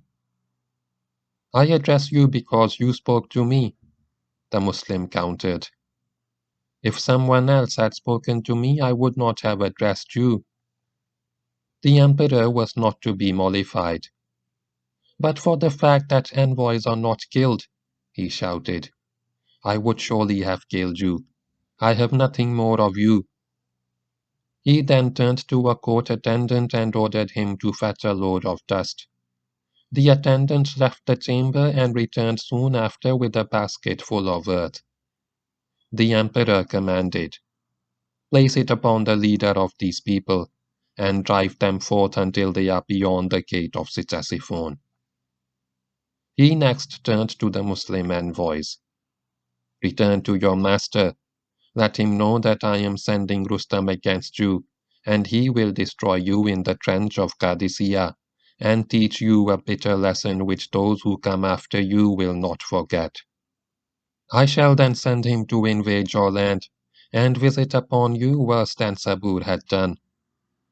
The reference was to Sabur of the shoulders, famous among other things, for pulling out the shoulders of all Arabs who fell into his hands. "Which of you is the leader?" asked Yazdjurd. There was silence for a while as the Muslims looked at the load of earth. Then Asim bin Amr spoke. "I am their leader. I shall carry it." "Is that so?" asked the emperor of the envoys. "Yes," they replied. The basket was placed by the Persian attendant on the back of Asim's neck. Followed by the others, he carried his burden out of the palace to where their horses were tied. Here the 12 Muslims mounted their horses and set off at a fast pace for Qadisiyah, their hearts bursting with joy. Yazdjurd had much to learn. The Arabs regarded the earth of any land as sacred, not the kind of thing to be dished out to anyone who entered the land with hostile intentions. They certainly did not look upon the emperor's act as humiliating. This was also known to many Persians in Ctesiphon, and soon the capital was buzzing with accounts of the talks and what the emperor had done in the matter of the earth of Persia. Rustam heard these reports and was deeply agitated. He went at once to the capital and asked the emperor how the meeting had gone and how he saw the situation. "I did not know," said Yazdjurd, "that the Arabs had such people as came to see me, people of intelligence, such eloquence." Then he went on to describe the proceedings of talks between him and the Muslim envoys. Coming to the end of the account, he said, "They gave me a challenge which I accept, even if it means my death. But I found the wisest of them also the most foolish. When they asked for the jizya, I gave them dust, and he carried it on his own head, while he could have given it to another to carry. I know not why." "O Emperor," remarked Rustam, "he was indeed the wisest of them." Angry and distressed, Rustam returned to the camp. He felt that it was imperative to get the fateful basket back from the enemies of the empire, and at once set off a group of horsemen to pursue Muslim envoys and snatch the basket away from them before they could cross the river Atik. He then turned to one of his officers and said, "If our men catch the envoys, our land is safe. If they fail, then God has given away your land and your children." The Persian party set off at a brisk pace across the Suwad, the road to Qadisiyah, but the heavy Persian charger, ideal for the set-piece battle, was no match for the swift Arabian. The Muslims had crossed the Atik bridge to safety long before the Persians arrived, to find that they had failed in their mission. Upon crossing the Atik, Asim galloped about the camp with the basket full of Persian earth, shouting to all he passed, "Give the commander tidings of victory. We have won by the will of Allah." After a while Asim stopped at his tent, where he placed the basket. Then he rode to Sa'ad, gave him an account of the talks with the Persian emperor, and added in conclusion, "We have conquered them. We have subdued their land. Rejoice, for Allah has given us the keys of their kingdom. Back at Sabat, Rustam heard in grim silence the report of the failure of the Persians to catch the Muslim envoys. He was shattered by the news. The enemy has taken your land without doubt, he muttered. This is what the son of the hairdresser has done to the country. The enemy has snatched away the keys of the kingdom. The return of the Muslim delegation with the earth of Persia electrified the army of Islam. No finer omen could have been expected or hoped for. Everyone became eager for battle, confident that God had already granted them victory, had already bestowed upon them the land of Persia. But the Persian army had to be drawn out of the security of its cantonments to where the Muslims wished to fight it. In accordance with the strategy already designed by Umar and Sa'ad, and a very fine strategy it was, Sa'ad increased the tempo and range of his raids. Fast mounted columns swept the unprotected area right across the Suwad, and penetrated as far as Heath and even Firaz, which marked the border between Persia and Byzantium. The raiders brought in not only cattle, sheep, and valuables, but even mules and donkeys. A few clashes occurred with Persian troops on these raids, but by and large, the light Muslim cavalry proved too fast and too expert in this sort of warfare to be prevented from doing what it wished to do. This was just as Saad wished. He had caught the Persian by the elbow and was twisting that elbow for all he was worth. He was twisting it until the Persian should find the pain unbearable, and the Persian of the Suwad soon cried out in pain. The raids drove him to madness and to the brink of revolt. Strong delegations of the citizens of the Suwad headed for Ctesiphon and conveyed the same sorry tale and made the same urgent appeal for action. But this time there was a warning in their words, which were as follows. The Arabs have arrived at Qadisiyah with a posture which is nothing short of war. If they continue doing what they are doing, there will be nothing left for the emperor. They have devastated the land between the two rivers, and only that has survived the raids which could be kept within the safety of forts. If help does not come soon, they, the citizens, would transfer their allegiance to the Muslims. The Persian feudal lords who owned vast estates in the Suwad also suffered heavily and pressed the emperor to send Rustam against the Muslims. And Yazdjurd decided that the time had come for action, that no more delay could be brooked. He sent for Rustam. I wish to send you for this purpose, he said to Rustam. For the means employed must be worthy of the end, and you are the man of Persia today. You can see that the people of Persia have suffered in this situation, as they have never suffered since the house of Ardshir came to power. I wish to benefit by your knowledge. Describe to me the Arabs and what they have done since they came to Qadisiyah, and describe to me the Persians and what they have suffered at the hands of the Arabs. Rustam's reply was brief and to the point. They are like a wolf who by chance finds the shepherd negligent and does mischief. Rustam had given an allegorical twist to the conversation, and Yazdjurd too could play that game. I do not think that such is the case, he observed. Know from me that the similitude of the Arab and the Persian is thus. An eagle lives on the peak of a mountain. At night a bird steals up to its nest and starts eating the leftover food. When the day dawns, the bird watches the eagle apprehensively, preparing to fly if the eagle should strike. If the eagle appears afraid to attack, the bird stays and snatches its food. But if the eagle rises to attack, the bird drops the food and flies away. Thus it is with the Persians and Arabs. The worst that can happen to us is that some should seek to save themselves at the expense of others, and if there is disunity in our ranks, no one group can rise against the enemy without being annihilated. Let this guide you in your actions. To this Rustam replied, O Emperor, leave the Arabs to me. The Arabs will continue to fear the Persians so long as they have not seriously harmed the Persians. If the empire gains strength through me, it is the will of God.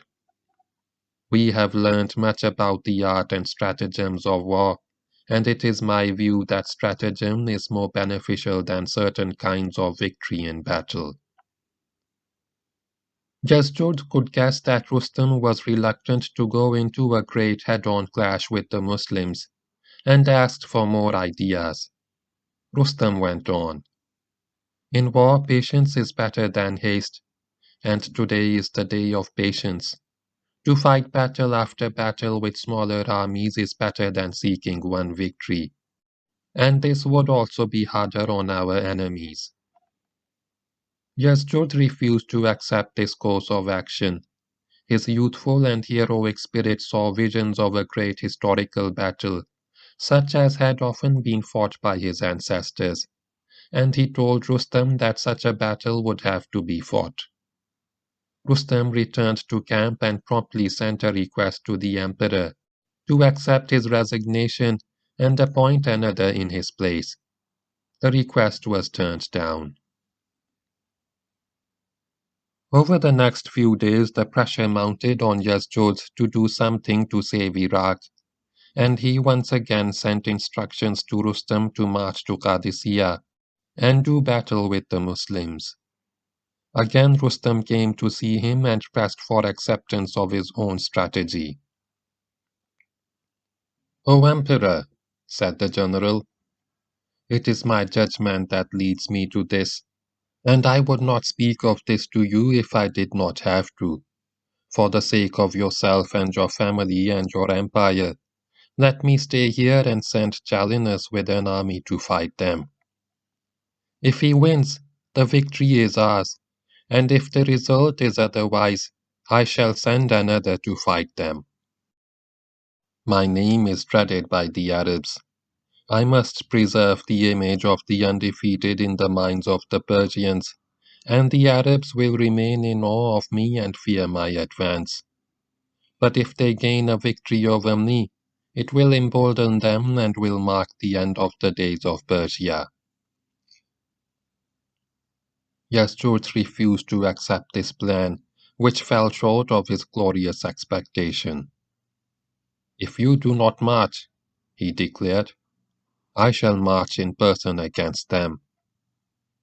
The reader might imagine from the foregoing narrative that Rustam was not a brave general, but this would be an oversimplification. Judgments in such military situations are far more complex than would be apparent to the untrained mind, and a few words about the strategical situation might help the reader in grasping the implications of the various courses of action open to the Persians. The Muslims were in an ideal position. Their military aim was to conquer Iraq, and they knew that this could only be done by battle.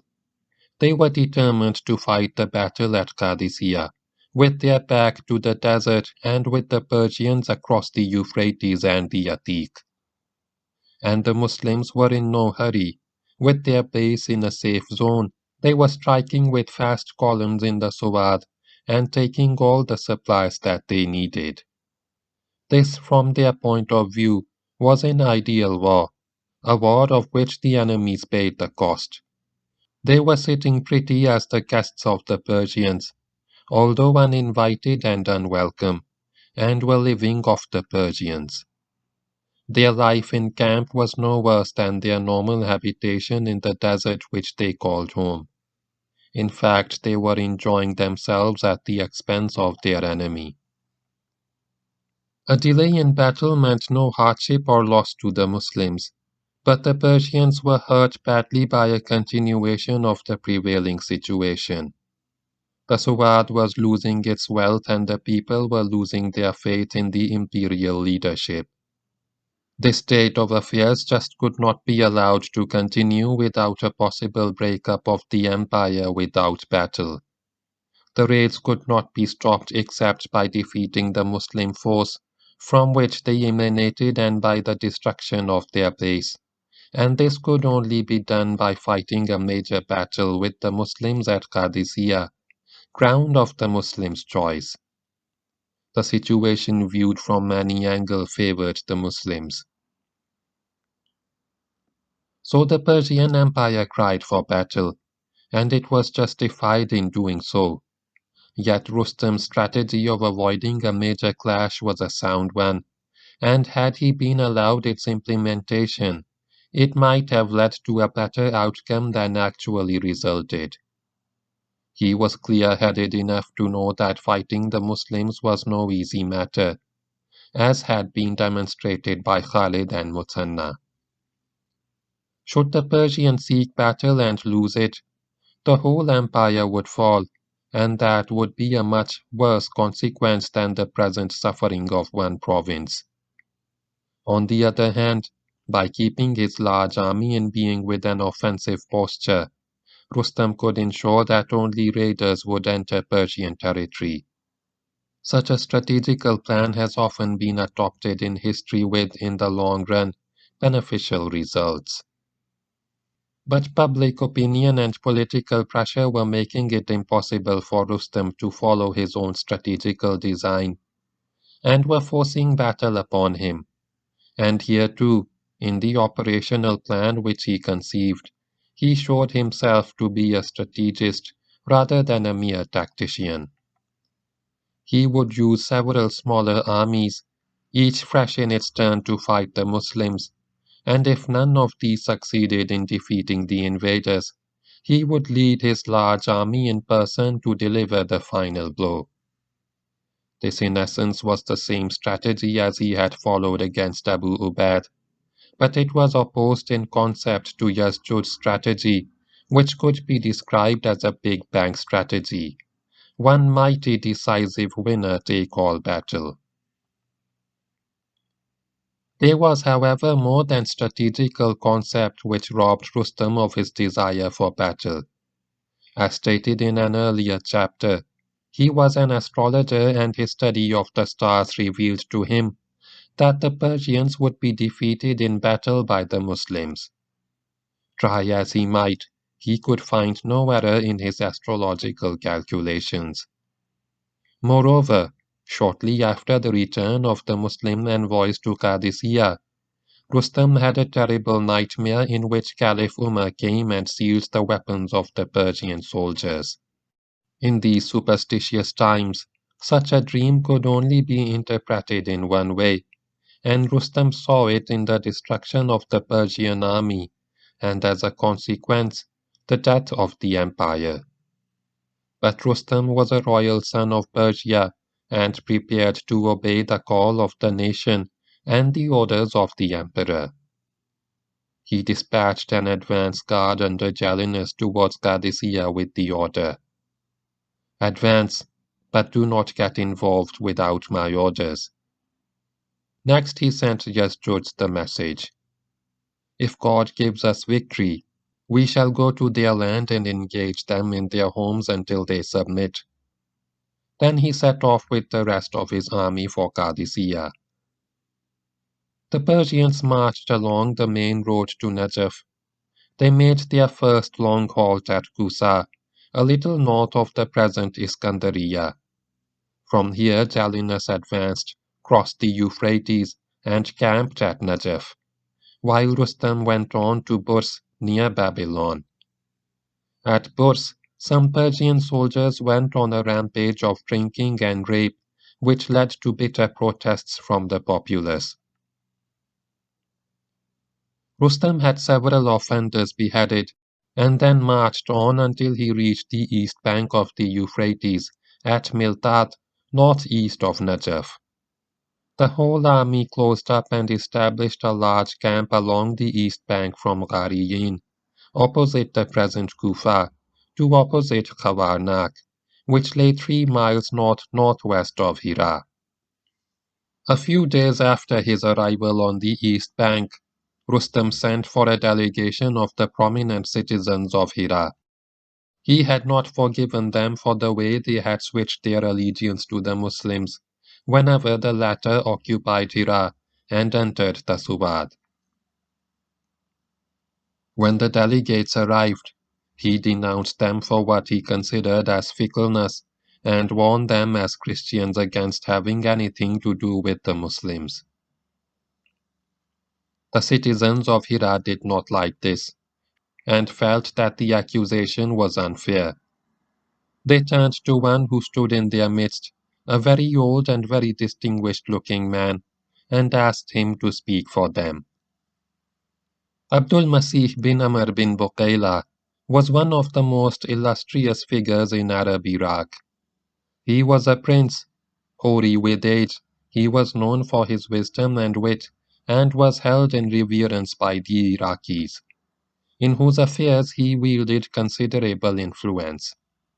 He had met Anushirwan the Just shortly before the latter's death, and warned him that after him his empire would decay.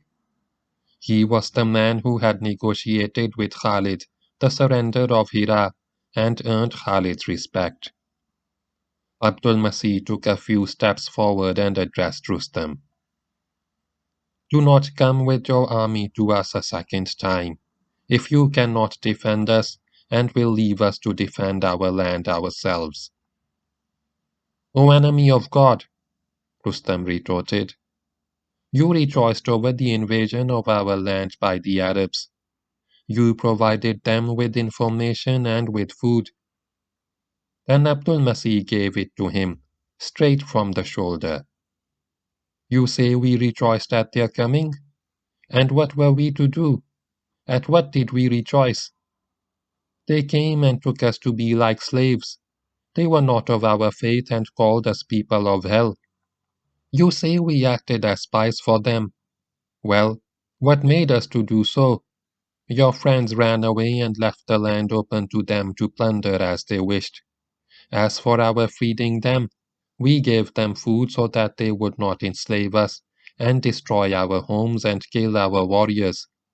After all, you were not there to defend us, and we were helpless to fight them, like those of you who faced them.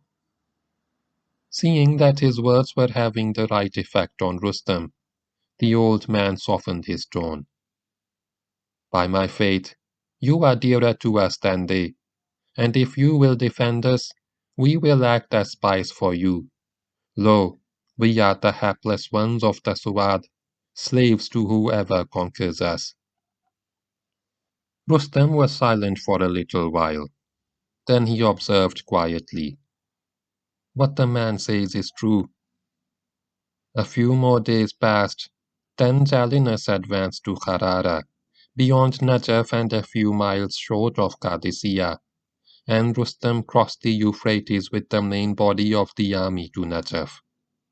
Here again he had the nightmare about Umar sealing the weapons of the Persian soldiers. Rustam now moved cautiously, for he was within striking range of the main Muslim army. Jalinus with the advance guard marched and occupied Tiznabad, a village between Kharara and the Atiq.